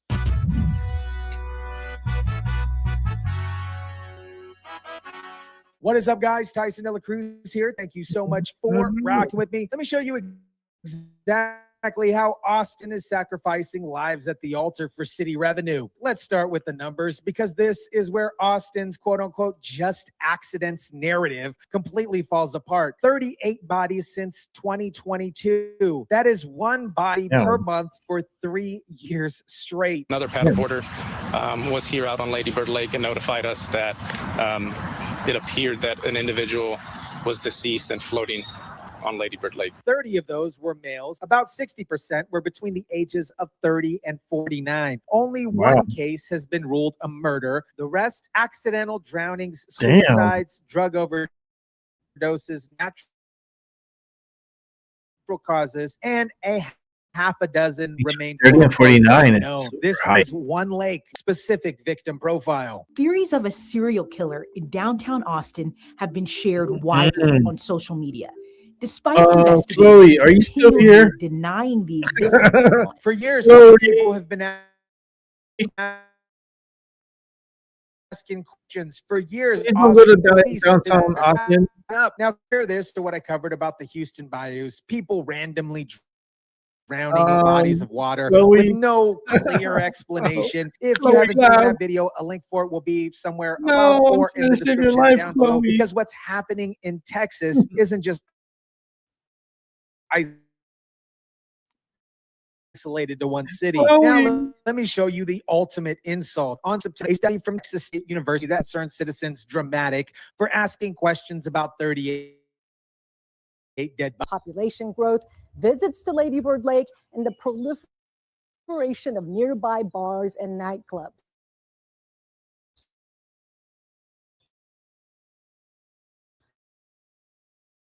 Writing, quote, "Wars of calling real killer, the hazards of drowning in Texas remain." Listen to the language. Misplaced focus on the sensational narrative of a predator at the expense of rational discussion. They are calling you irrational for noticing that 38 bodies have died in one lake. This was not meant to be supporting them or be critical of them. It's just meant to say, what can we figure out from this evidence without sort of having a predetermined goal in mind? The researcher claims this wasn't meant to support or criticize police, but the entire study, at least in my opinion, is designed to dismiss public concerns or validate police narrative. That's not objective research. That is PR. And here's the kicker. They analyzed 189 drowning deaths from 2004 to 2025, narrowed it down to 58 targeted cases, and concluded that there's no particular pattern. But 38 of those bodies showed up since 2022. That is not a smooth line trend up. That is a spike. This is elite versus commoner at its finest. You're dramatic for noticing the authorities who have every incentive to lie to you. Now, let me tell you about the drugging epidemic that Austin refuses to acknowledge, because this is where the drunk guy fell in narrative completely collapses. There is no serial killer. That the unfortunate deaths that happen for a city this size are consistent with a population this size. But they're ignoring the documented drugging reports that have been surging in Austin bars. Austin launched a Sip Safely program to able our patients from downtown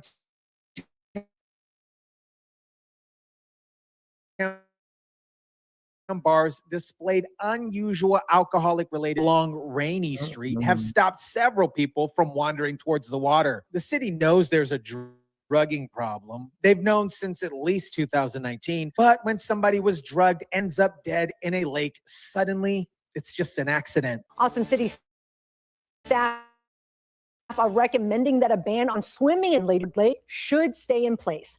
The ban has been around since 1964. City leaders say it's necessary to prevent injuries and deaths. The city won't let people swim in the lake because there are too many hazards, but they want you to believe that 38 people accidentally drowned here. Come on. The police are using the drunk guy fell in narrative to dismiss victims who fit a specific profile. Young men in their 20s and 40s, last seen during cost of a full homicide investigation. Now let me show you the geographical pattern that Austin doesn't want you to notice. Most of these victims were last seen on Rainy Street. This is the heart of Austin's nightlife for the LGBTQ plus community. Chloe, are you back? Young, healthy, handsome men. The Rainy Street district just here. And so what was that final number that you ended up looking at? We started with 189 cases and then ended up with about 58. The study focused on Rainy Street area because this is where the pattern is concentrated. But instead of investigating why so many people are dying after visiting a specific area, they just concluded it's all accidents. The preliminary investigation found no reason to suspect foul play, and we're told there weren't any trauma wounds on the corpse. Watch how quickly they rule out foul play. Body found floating in the water. No foul play. No trauma wounds. Just an accident. They're not even considering other possibilities. But here's what makes us even more suspicious. Many victims were last seen near 4th and Rainy Street intersection. Same bars, same areas, same victim profile. And Austin wants you to believe that this is just a coincidence. While Rainy Street is mainstream nightlife, it also is the heart of the city's LGBTQ community scene. And the police response, they were just gay drunks. Now, let me tell you why Austin is so desperate to dismiss these deaths as accidents. Because admitting that there's a potential serial killer or predator on the loose, coordinated druggings would tank their tech bro tourism economy and real estate values. Austin has positioned itself as a cool, hip alternative to Silicon Valley. Tech companies are relocating there. Real estate prices are skyrocketing. Tourism is booming. And all that depends on Austin being seen as safe and fun. Since 2023, city has been installing more safety measures along the trail near Rainy Street, like new lighting, fencing, and signage. Researchers found since then, drownings have actually decreased. Apparently, they're installing lighting and fencing and claiming drownings have decreased. But 38 bodies since 2022 tells a completely different story. They're not solving problems. They're just managing PR here. The big factor that increases significantly the risk of drowning among men 22 to 44 years old is alcohol. And as we know, there's a lot of alcohol being consumed downtown along Rainy Street. They keep blaming alcohol, but Yeah, why they alcohol blaming doesn't alcohol? explain why these deaths are concentrated in one specific area. Alcohol doesn't explain the drugging reports. Alcohol doesn't explain why victim profiles are so consistent. This, at least in my opinion, is a calculated decision. Austin is framing these deaths as sacrifices to the altar of the city's revenue. They'd rather have 38 families without answers than admit that there's a problem that might hurt tourism. The Austin Police Department isn't unable to find a killer. They are unwilling, because finding a killer would mean admitting they are ignoring a pattern for years while bodies keep piling up. That was what made it stranger, because the person didn't have any clothes on. And so everyone going, well, how could this have happened? A body found without clothes, and the police are still calling this an accident. At what point do circumstances become a little too suspicious to ignore? The police are essentially saying these lives aren't worth investigating. Young gay men who are out drinking end up dead. Must be their own fault. No need for a full homicide investigation. No need to consider other possibilities. America, 38 bodies have been pulled out from Lady Bird Lake since 2022, and Austin is calling you dramatic for asking questions. Wow. A September 2025 study dismissed concerned citizens as sensational, while the bodies just keep washing up on shore. The Austin Police Department Wild. is unwilling to investigate, admitting that there's a serial killer on the loose like Dexter would tank their economy. So they frame these deaths as accidents and blame alcohol. Found dead in the lake, same pattern, same area, same victim profile, Same but alcohol. you're irrational for noticing. Physician confirmed a drug epidemic in Austin bars since 2019. EMTs have stopped people from wandering towards the water. The city launched a Sip Safe program. They know that there's a problem, but when drug people end up dead, suddenly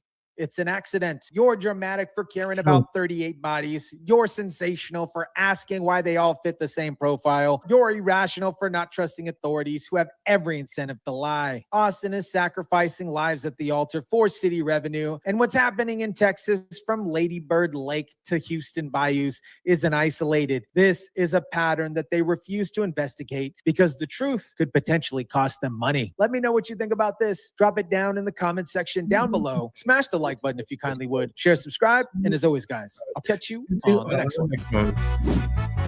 All right, guys, we're gonna go to the next one. So let me set that up. Let's just go right to the next one. Enjoy. Chinese and Mexican drug rings are taking over the illegal marijuana industry. That's according to the latest report from the Drug Enforcement Administration. America, while Timmy Tampon Walz just became the first sitting governor in modern history to drop out of his re-election campaign because the fraud got so bad, there's an even bigger scandal that nobody's talking about. Maine Governor Janet Mills is sitting on a $4.3 billion Chinese organized crime operation. And here's the kicker. Her own brother helped transfer properties to Chinese nationals for one of these illegal operations. Maine is the latest hotspot among 23 states, now home to grows run by Chinese criminal groups, according to the DEA. Federal documents revealed these aren't just marijuana operations. They're human trafficking rings where workers claim they were kidnapped and forced to work until they repay their smuggling debts. And the money, it's flowing straight back to Guangdong province in China, a known hub for triad organized crime for nearly 20 years.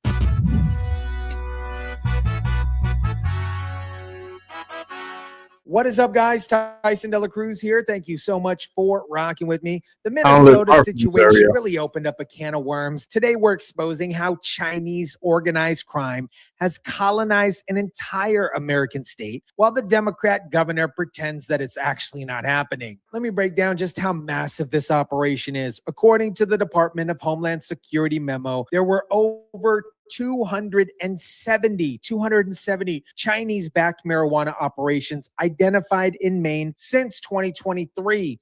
These weren't just like mom and pop shop grows. These were industrial scale facilities allegedly run by transnational criminal organizations. Before we continue, I want to give a huge shout out to the Maine Wire and editor-in-chief Steve Robinson for providing a lot of this information. He's done a very good job with organizing all this. So shout out to the Maine Wire and Stephen Robinson. And shout out to you guys for sending in information about this, specifically a viewer, a subscriber by the name of Tim, who said, hey, you need to look into this. So shout out to you, Tim. Yet a recent congressional investigation found the Chinese Communist Party holds ownership interests in several Chinese companies tied to drug trafficking and money laundering. 4 former senior federal law enforcement officials confirmed to NBC News those schemes often involve proceeds from illicit marijuana. Just to give you guys a rundown, $4.3 billion in illicit revenue. Let that sink in. And this isn't just about weed, folks. The DEA and the FBI believe these operations are connected to Chinese organized crime syndicates with possible ties to fentanyl trade that's killing Americans every single day. These operations used Maine's medical cannabis caregiver program as a cover. They exploited the low barriers to entry and rule allowing caregivers to work in multiple locations. It's a perfect legal loophole for organized crime to hide in plain sight. And Governor Mills completely silent about this. No explanation why oversight failed repeatedly, why this criminal empire was being built on American soil. Now here's where the story gets absolutely dark. A man named Guangxi Yanni told police he was approached at a park in Brooklyn, New York by a man offering a meal. He says he was then taken against his will to a grow house in Passadumkeag. A man was approached in a park in Brooklyn, New York. Remember that location. That's important. He was then taken against his will to a house in Maine that had been converted into a marijuana factory. People at a suspected grow house who said they were abducted from China and had their passports taken from them. Another case in Kennebec County. I hope I'm saying that right. Police received a tip from people at a suspected grow house who said, and I quote, "We are imprisoned. We were abducted from China. Their passports were seized until they repaid their debts." This is modern day slavery happening in Maine. These people were being human trafficked, forced to work at illegal marijuana operations, and the money that they generated were being laundered back to China through elaborate schemes. Bringing in Mexican nationals, bringing in Chinese immigrants as well, and basically bringing them in as the labor force within these grow sites, promising them payment, not paying these guys, kind of extorting and keeping them around. Now, here's what the mainstream media won't tell you. Some workers claim they came willfully, but if you dig deeper, you find out they're working under duress to pay off their smuggling debts. That's not voluntary employment, like, oh, let me sign the application. That is debt bondage, which is a form of human trafficking under federal law. Now, here's the part that should have been on front page news across America, but was completely buried by legacy media. Governor Janet Mills' eldest brother, Paul Paul Mills, an attorney and a managing partner of Mills and Mills law firm, helped transfer a property to Chinese nationals for an illegal marijuana operation. The property is located on 51 Cedar Hill Road in Maine and was originally owned by Zhiling Ao, a 44-year-old from Massachusetts. The property was then transferred to Xiao Lao, Ao's mother, who lives in the Guangdong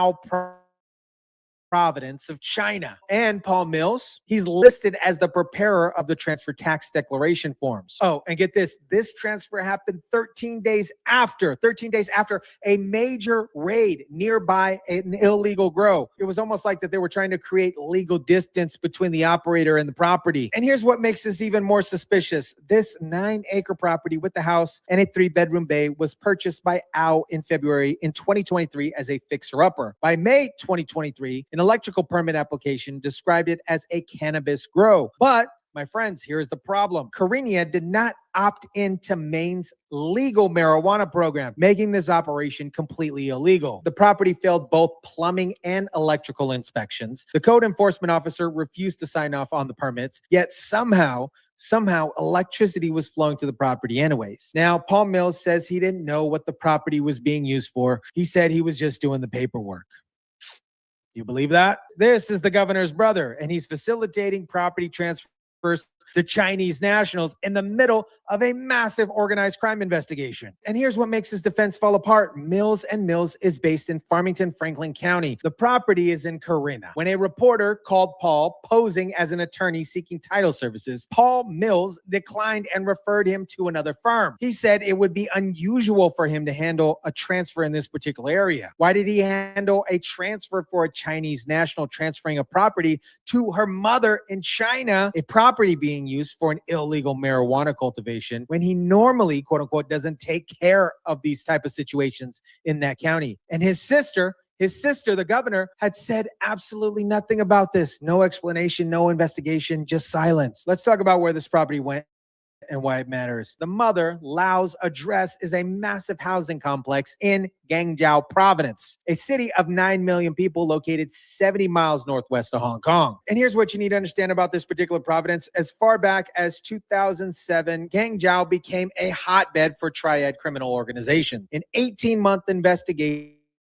by Chinese High People's Court found significant organized criminal activity. Officials warned that overseas triads had taken root in Guangdong. Chinese produce marijuana in these grow sites. There's a demand for that marijuana across the country. The Chinese growers then use Chinese underground banking systems to fuel their money laundering network, with a main hub in New York City, and used to return those drug proceeds to mainland China. So this property obviously didn't go to just some random person in China. It went to somebody in a province that has been a known hub for triad organized crime for nearly 20 years. And here's the kicker. Lao is completely beyond reach of Maine and U.S. law enforcement. If you need to contact her about an illegal marijuana operation on a property, good luck. This is exactly how you set up criminal operations. Put the property in a name of somebody who can never be touched by American law enforcement. And the legal loopholes make it even easier. Under Maine's law, Ao doesn't even have to pay real estate transfer tax because it's quote unquote a gift. No capital gains tax on the transfer. Title transfer papers aren't required to do due diligence on the recipients. They don't even have to prove the recipient is a real living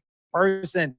Nothing in Maine or U.S. law prevents gifting land to individuals in China. So this means you can literally transfer a property to somebody in China, call it a gift, pay zero taxes, and face zero scrutiny. That's the system that Janet Mills is overseeing. And when her own brother facilitates one of these transfers for properties being used as Chinese organized crime operations, she says nothing. In July 2025, 7 Chinese nationals were charged in federal court with a multi-million-dollar money laundering and drug trafficking enterprise spanning across Massachusetts and Maine. Federal prosecutors are taking this seriously. Every member of Maine's congressional delegation, Democrats and Republicans, has asked the DOJ multiple times to crack down. They urged the FBI and DHS to provide more resources. They've called it a national security concern. Chinese transnational criminal groups seem to be targeting rural areas. What we don't know,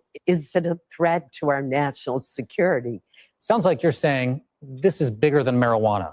I think it is bigger than marijuana. Senator Susan Collins believes this could be connected to Chinese leadership. She said, and I quote, "It's impossible for me to believe that Xi Jinping is not aware of this operation." But Maine's governor and state police commissioner, radio silence. They don't even acknowledge that the problem exists. Governor Mills has refused to comment on the particular subject. No press conferences, no public statements, no explanation of the state response. The Maine state police officer, he's also refusing to comment. No transparency about state investigations, no public coordination with federal authorities. I'm asking you guys, the chat, I'm asking myself, why? What is Janet Mills hiding? Is she compromised? Is she protecting somebody? Or is she just that incompetent? Or maybe she hopes it'll all go away if she stays quiet. America, we're watching Chinese organized crime colonize an entire American state in real time. And the Democrat governor won't even acknowledge that it's happening. Janet Mills is pretending everything is fine. Her own brother facilitated property transfers to Chinese nationals in a known triad stronghold for illegal marijuana operations. Workers being kidnapped and trafficked. $4.3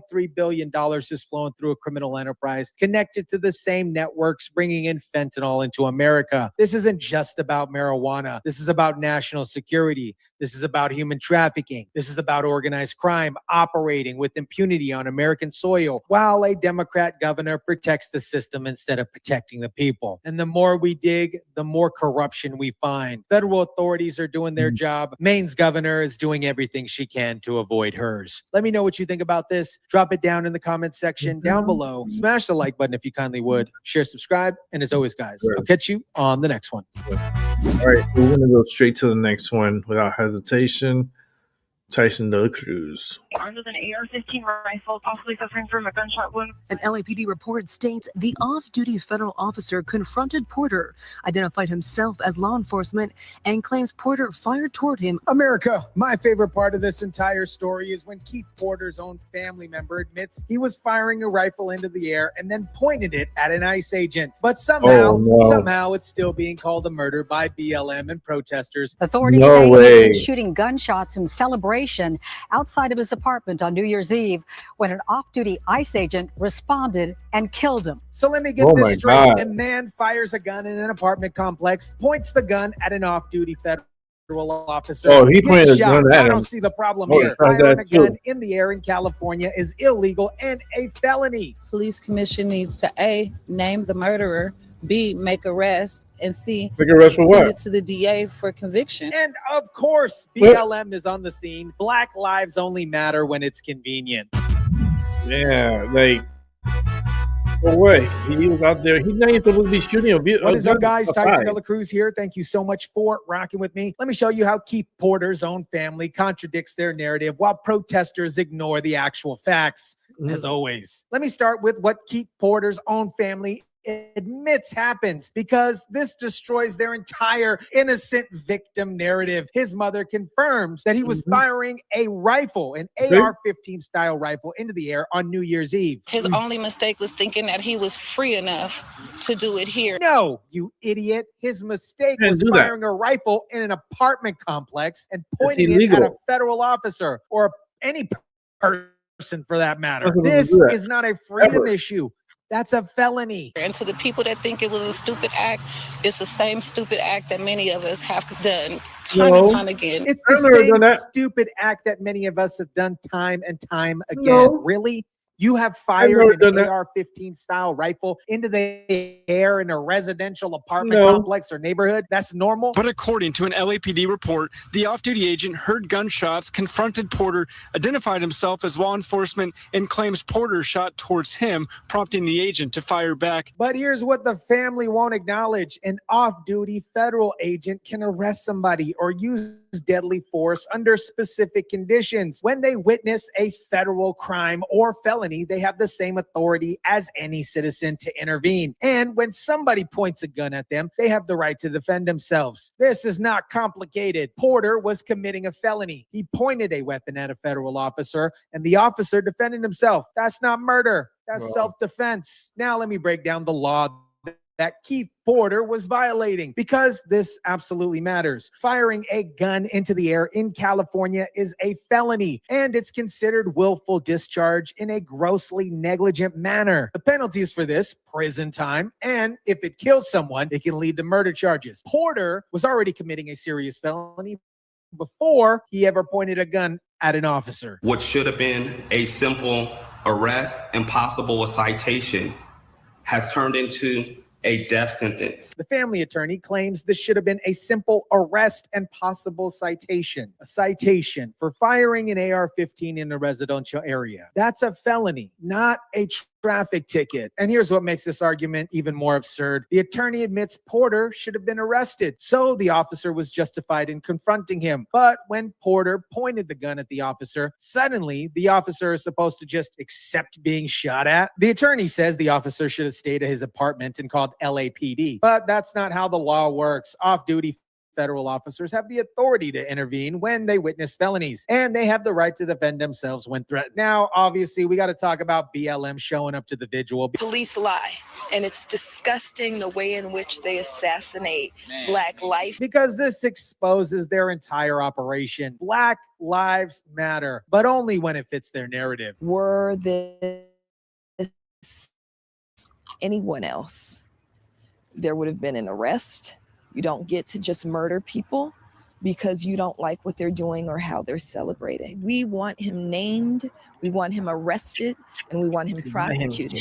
We also want ICE out of LA. Over 100 people are calling for investigation. But where is this energy for the Black lives that are homeless in LA? Where is this energy for Black veterans who can't get housing? Where is this energy for Black communities destroyed by drugs? BLM only shows up when they can blame police or federal agents. They don't show up to help Black communities actually improve. They don't show up to address the real problems killing Black Americans every day. Took our loved one from us. You murdered our loved one, and it's not fair. It's not right. They're calling this murder while ignoring the circumstances. Porter fired a rifle in a residential area. He pointed it at a federal officer, but Black Lives Matter wants you to focus on the officer's response, not Porter's actions. Where is this energy for the Palisade victims who got defrauded out of donations? Where is the energy for the homeless crisis in LA? Where is this energy for actual problems in the community of Los Angeles? Black Lives Matter is an absolute joke. They show up for photo ops and media attention,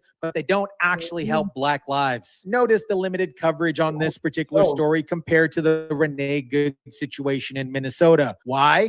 Because the Keith Porter story doesn't fit the mainstream liberal media narrative. Let's be honest, Renee Good, mother, white, liberal, driving through an ICE agent. That's a sympathetic victim story that fits the media's narrative. Keith Porter, Black, was firing an AR-15 in an apartment complex and pointed it at a federal officer. Kind of harder to spin. Family members and activists are demanding answers after a man was shot and killed by an off-duty ICE officer in Northridge. The family and activists are demanding answers and transparency, but the answers are already crystal clear. Porter was committing a felony. He pointed a weapon at a federal officer. The officer defended himself. The media already knows this story is not going to work for their anti-ICE narrative, so they give it limited coverage and hope it goes away. Meanwhile, they're still talking about Renee Good because this story fits what they want to push. This is how media manipulation works. They amplify stories that support their narrative and bury stories that contradict it. Keith Porter's own family admitting he'd fired at an officer. That's inconvenient. So obviously it's going to get minimal coverage. Protesters marched across downtown LA this afternoon. That protest was one of many across the country today amid growing immigration tensions across the country. They're blaming Trump's reckless agenda, but Trump didn't make Keith Porter file a rifle or Renee Good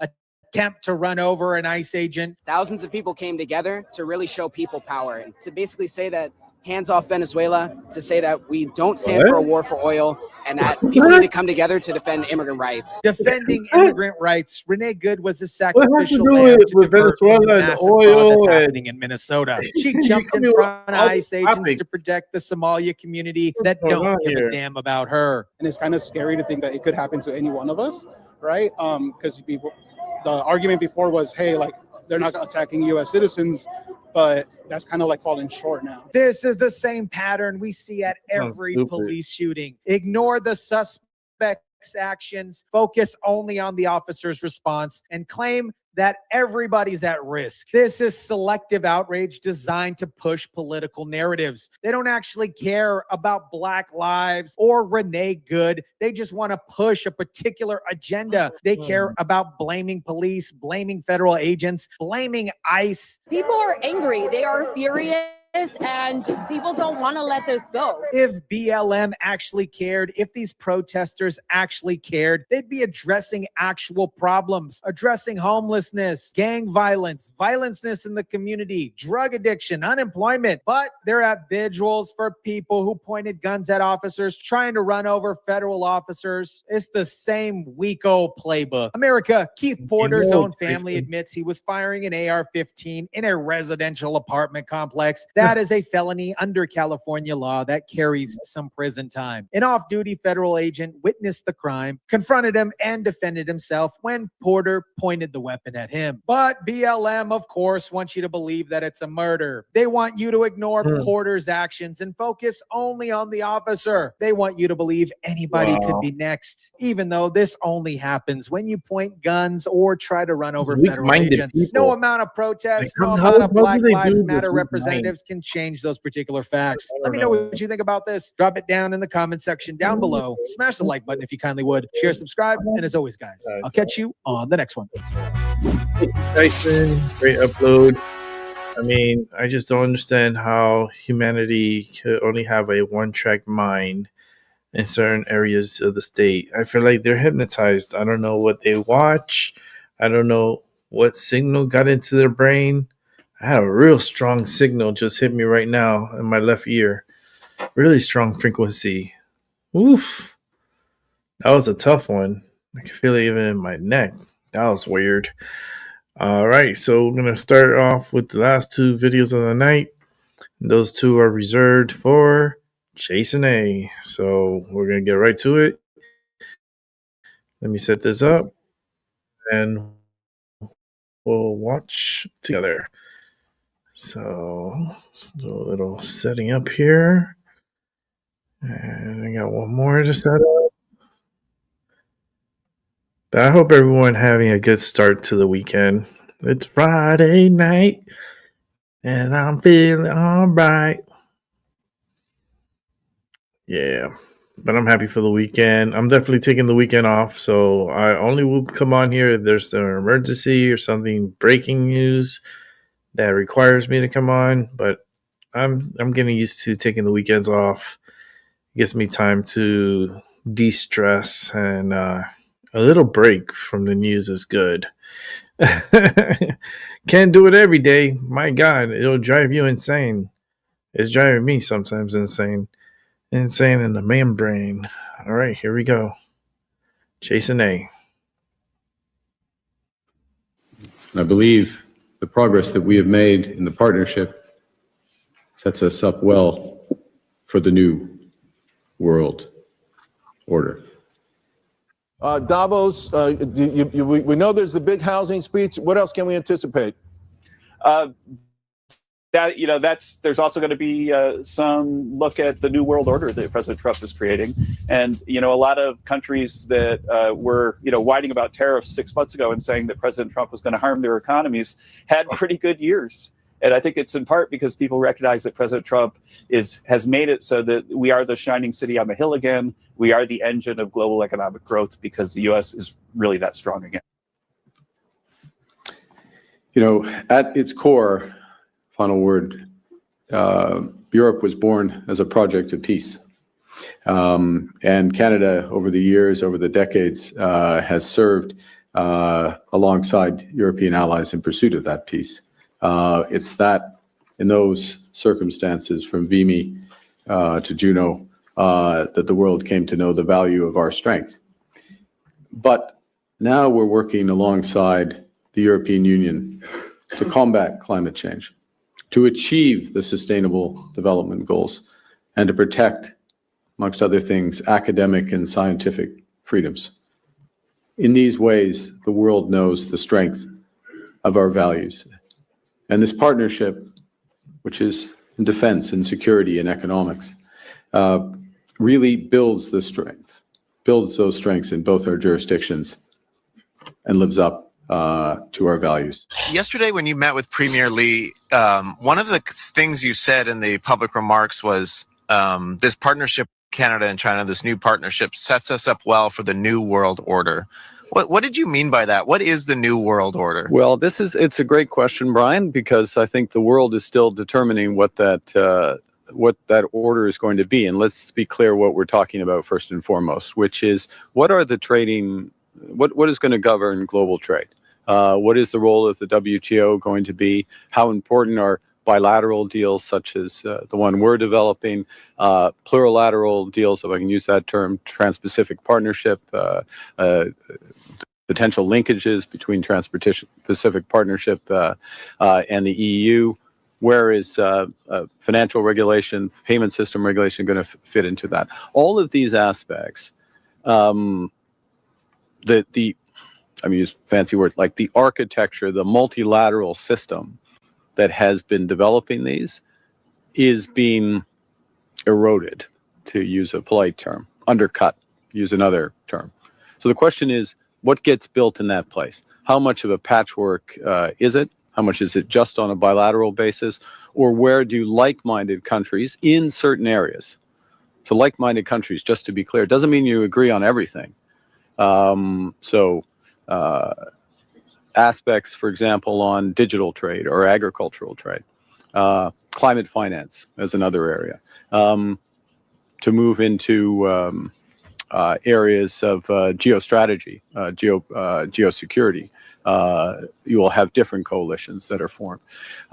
So what this partnership does is in areas, for example, of clean energy, conventional energy, agriculture, as we were just talking about, and financial services, which we've talked less about, but the evolution of the global financial system, the role of the renminbi over time, the evolution of cross-border payments. I know it all sounds very dry, except for your organization, which I think takes an interest in it.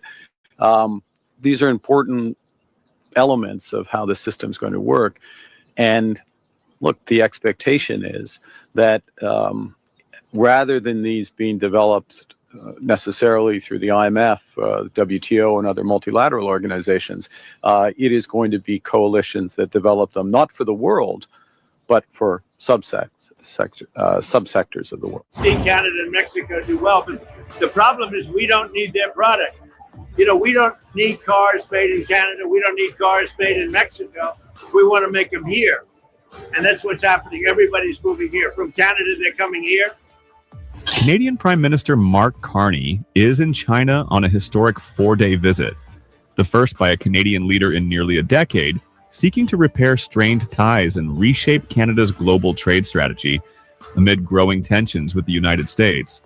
Arriving in Beijing, Carney declared that a new strategic partnership between Canada and China could position both countries for what he called a new world order, arguing that the global system has fundamentally changed since Canada's last high-level visit. Chairman Zhao Leji, for receiving me, my ministers, and our delegation.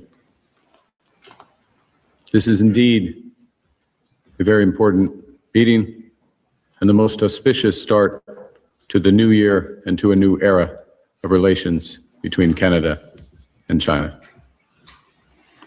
We're heartened by the leadership of President Xi Jinping and the speed with which our relationship has progressed in recent months. This sets the stage for these important discussions on a wide range of issues where we can be strategic partners, from energy to agriculture, to people ties, to multilateralism, to issues on security.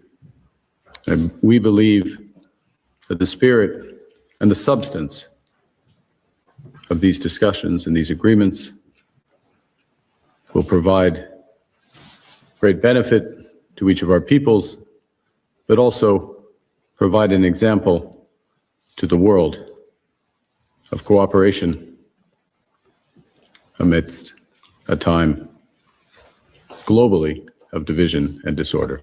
That remark sparked backlash at home. Conservative MP Blaine Calkins blasted Carney for discussing a new world order with Beijing, accusing the government of cozying up to an authoritarian regime. Mine is the first visit of a Canadian Prime Minister to China in nearly a decade. The world has changed much since that last visit.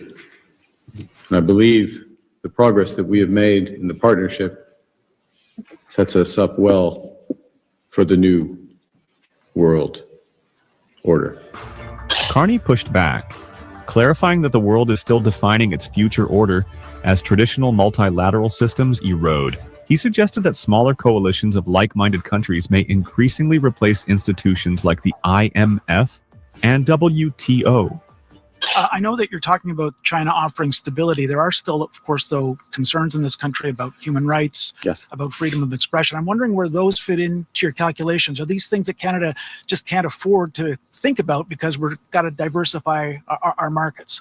No, we fundamentally stand up for human rights. We stand up for democracy, territorial integrity, rights to self-determination. We take the world as it is, not as we wish it to be. That means the following. We do engage with countries. We calibrate that engagement depending on our values and our interests. So that engagement is more narrow when there are those issues.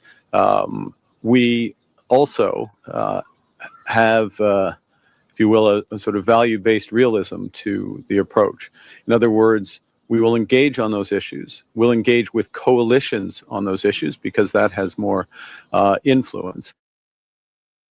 It makes you wonder. Let's go to the last video of the night. It's coming from Jason A. Here we go. In the face of this complex world, where so many certainties are being called into question, do not doubt.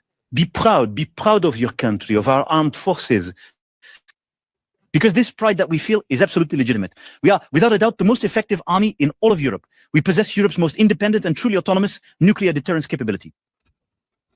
This is an unprecedented force in the world that is ours. Be proud of this. Be convinced that you hold in your hands everything you need to succeed, to keep our country independent against all the risks that are now emerging. Emmanuel Macron was spotted with a red eye, instantly triggering a storm of rumors about what could have happened with the French president. Got beat up by Was he his beaten husband. up? Was he injured? Or was he just exhausted? Macron said his eye condition was harmless, but it was too late. The internet explodes by then. Some media reports even joked about yet another altercation with his wife Brigitte, resurfacing past viral moments with his wife that once embarrassed the Élysée Palace. Remember, a video captured Macron and his wife indulging in an awkward interaction as their plane landed in Hanoi, Vietnam last year. Right, his ass. The incident made headlines across the globe, bringing embarrassment to the French president. The video goes like this. As the airplane doors opened, Brigitte was seen pushing Macron's face. Once the president realizes they're being filmed, he steps away from her and waves at the cameras. Now, let's go away from the rumors to the boiling topic. This time, however, the red eye is not the story. The Arctic is. Macron's tone was hardened. With his red eye, Macron stares down a brewing Arctic crisis over Greenland and Donald Trump openly pushing for U.S. control of the strategic island. He sends 15 additional troops to Greenland to defend it from Donald Trump's possible invasion move. This is an unbelievable deal. Anyone on the East Coast, Brian, should be concerned about this. The Chinese have built more icebreakers in 1 year than the United States has built in the history of the country. They're not building those icebreakers for fun.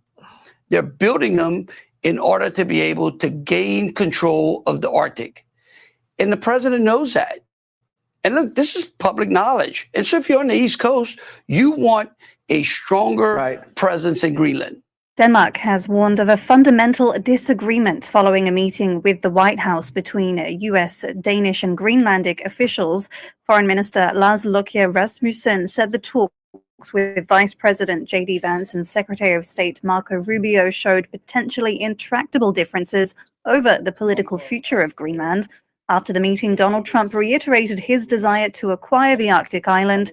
Meanwhile, Denmark says it's beefing up military drills and deployment in defense of Greenland in conjunction with NATO allies. France, Sweden, Germany and Norway are among the countries deploying forces. Rasmus Jarlov, the chair of the Danish Defense Committee, noted Mr. Trump's unwillingness to take military action off the table. We're actually talking about a war between Denmark and the United States that's being discussed at the moment, which is insane. So much so that Denmark has increased its military presence around the island, while a small number of military personnel from several European countries arrived on Thursday, which is only ramping up Danish anxiety. He will do anything, I think. There are no rules anymore, so I think that's very terrifying. So European troops are in Greenland for a 2-day training mission after the White House met with Danish and Greenland officials this week. The Vice President and the Secretary of State were present for that meeting. In that meeting, the two sides agreed to really establish a working group of individuals who will continue to have technical talks on the acquisition of Greenland. Those talks will take place, I'm told, every 2 to 3 weeks, but the president has made his priority quite clear. He wants the United States to acquire Greenland. He thinks it's in our best national security to do that. I don't think troops in Europe impact the president's decision-making process, nor does it impact his goal of the acquisition of Greenland at all. Well, Brian, if you lived in New England, and certainly again on the East Coast, remember that Greenland is halfway between Russia and Washington, D.C. And of course, you never appreciate keeping the wolf or the bear from your door until they're knocking on it. And that will likely involve more countries. We're hearing that Canada might be involved. Also, possibly the UK. There's one British advisor participating in the current mission, reportedly, that suggests that there might be British troops coming, although the government has not confirmed that. The other thing that these governments have been keen to stress is that this is a NATO allied mission. In all of their statements, they have not said anything about this being NATO an EU allied. mission don't or do even shit. a European mission, because they're NATO trying to say don't to the do US, shit. we're doing exactly NATO what you is are asking United us to do, which is to send resources to Greenland to protect it from a possible NATO. Russian or NATO has Chinese never done. invasion. However, given the context, it's Oh, quite shit. clear that this deployment is actually happening to protect Greenland from an American invasion. Now, it's not the idea that these forces will be able to actually militarily resist such a US invasion. It's meant as a deterrent. The more European nationalities that are there as soldiers in Greenland at the time of a US invasion, the more the US will know that it will trigger a wider conflict, not just with Denmark, but with Europe as a whole. But we, the French people, we are not merely spectators or commentators on the world stage. No, we you're must be absolutely determined at every single moment. We are here to act, to take the initiative, to protect ourselves, to produce what is needed for that, to redeploy go new tell that to your capabilities, man's to act balls. immediately, to protect and assist all our allies when they are threatened, to act as agents of stability wherever go we tell are your involved. So white as this balls. year begins, be determined and take action. Unti offensive go is play the with your white service of balls. stability on the peace. Be proud, be resolute, never yield, and let us move forward. Because we have everything for this, everything to achieve it, because that is precisely the history of our country, because we possess this strength and we will continue to have it. As you've certainly understood at the beginning of this new year, my wishes are truly and deeply for you, for your loved ones, your families, and for your brothers in arms. But these are wishes of unwavering determination, of commitment. It's all about willpower. Don't give up. This guy's a And continue. I have confidence in you, And I want, at the start of this new year, to reiterate my pride in being here, standing before you, my pride in the commitment that is yours. For it is what sustains our armies each and every day. And this is also the debt that the entire nation owes specifically to you. Be proud of yourselves. I urge you to be here and let us all move forward. Long live the Republic and long live France. Okay, what is this, a pep talk? Wait, what's going on here? Go play with your man's ball. We also have, for the past 9 years, I have consistently emphasized the necessity of strengthening European strategic autonomy and of reinforcing it for our armed forces. We did it quite alone at first, but this solitude must never make us doubt. And I repeat it here with force. And just look at what has happened in these recent years. All those who told us a French idea, this European autonomous strategy, or this European pillar of NATO, were awakened in February 2022 during the Russian war of aggression launched in Ukraine.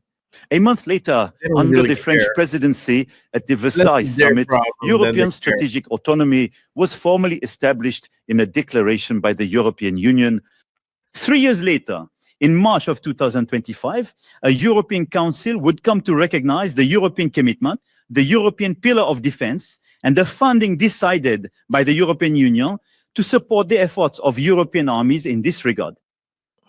What began as a French conviction regarding the evolving threat has progressively become a European certainty. We were right to start, it's just a talking even puppet. if alone, and to maintain this effort. Thanks to our armies, thanks to the consistency of our strategy, we are a credible power for stability in Europe, in Africa, in the Indo-Pacific. We are so wherever we have engaged territories, wherever peace is threatened, and we are so by being credible, reliable, and easy to understand. And that is a rare quality in the world we find ourselves in. You guys are not the greatest. You guys That's the reason. Are very to discuss the latest current events. France and the Europeans must continue, wherever their interests are threatened, to be present without escalation, but unyielding on the respect for territorial sovereignty. I was referring to Ukraine. Donc, in Greenland, an autonomous territory of the Kingdom of Denmark. You went from Ukraine to the Greenland? Europeans have a particular responsibility because this territory. How do you go from Ukraine to Greenland? It belongs to the European Union because this territory is also the land belonging to one of our NATO allies. France has therefore decided to participate in the exercise that was planned and initiated by Denmark, acting in a fully sovereign and independent manner within the framework of Arctic endurance. The United States, A first team of French military personnel is already on the ground and will be significantly reinforced in the coming days with additional land, air, and naval assets. You'll destroy all your shit. And I wish to express my sincere thanks to the KIMA for having acted so promptly in direct liaison with its Danish counterpart to get things organized efficiently and for having been able to fully meet the highly specific and concrete requests that were formally put forward. But this is the role that France must play, to be available when facing the assessment of any threat, to know how to adapt and to stand alongside the sovereign state. I don't know. France is like not the greatest to be listening to when it comes to like world events and world things that are going on in the world. It's just not my cup of tea. It's not France. That's not the leader I would listen to. But anyhow, I'm out of here. I am tired. I am ready for the weekend. I hope you guys are ready too. I'm taking definitely this weekend off. Gonna watch a couple of football games, see who makes it to the championships games. I have a feeling Buffalo will probably go to the Super Bowl and win it. I mean, it's the year for Buffalo. They are opening a new stadium next year. And it would be nice for them to bring their championship to a new stadium to open up the stadium. So, I mean, the writing's on the wall. We'll see what happens. Hey, anything can happen. Have a great weekend. Have a good morning, good afternoon, and a good night. and I'll catch you on the flip side. And barring if nothing happens over the weekend, enjoy it. I'll be back Monday. With that said, peace.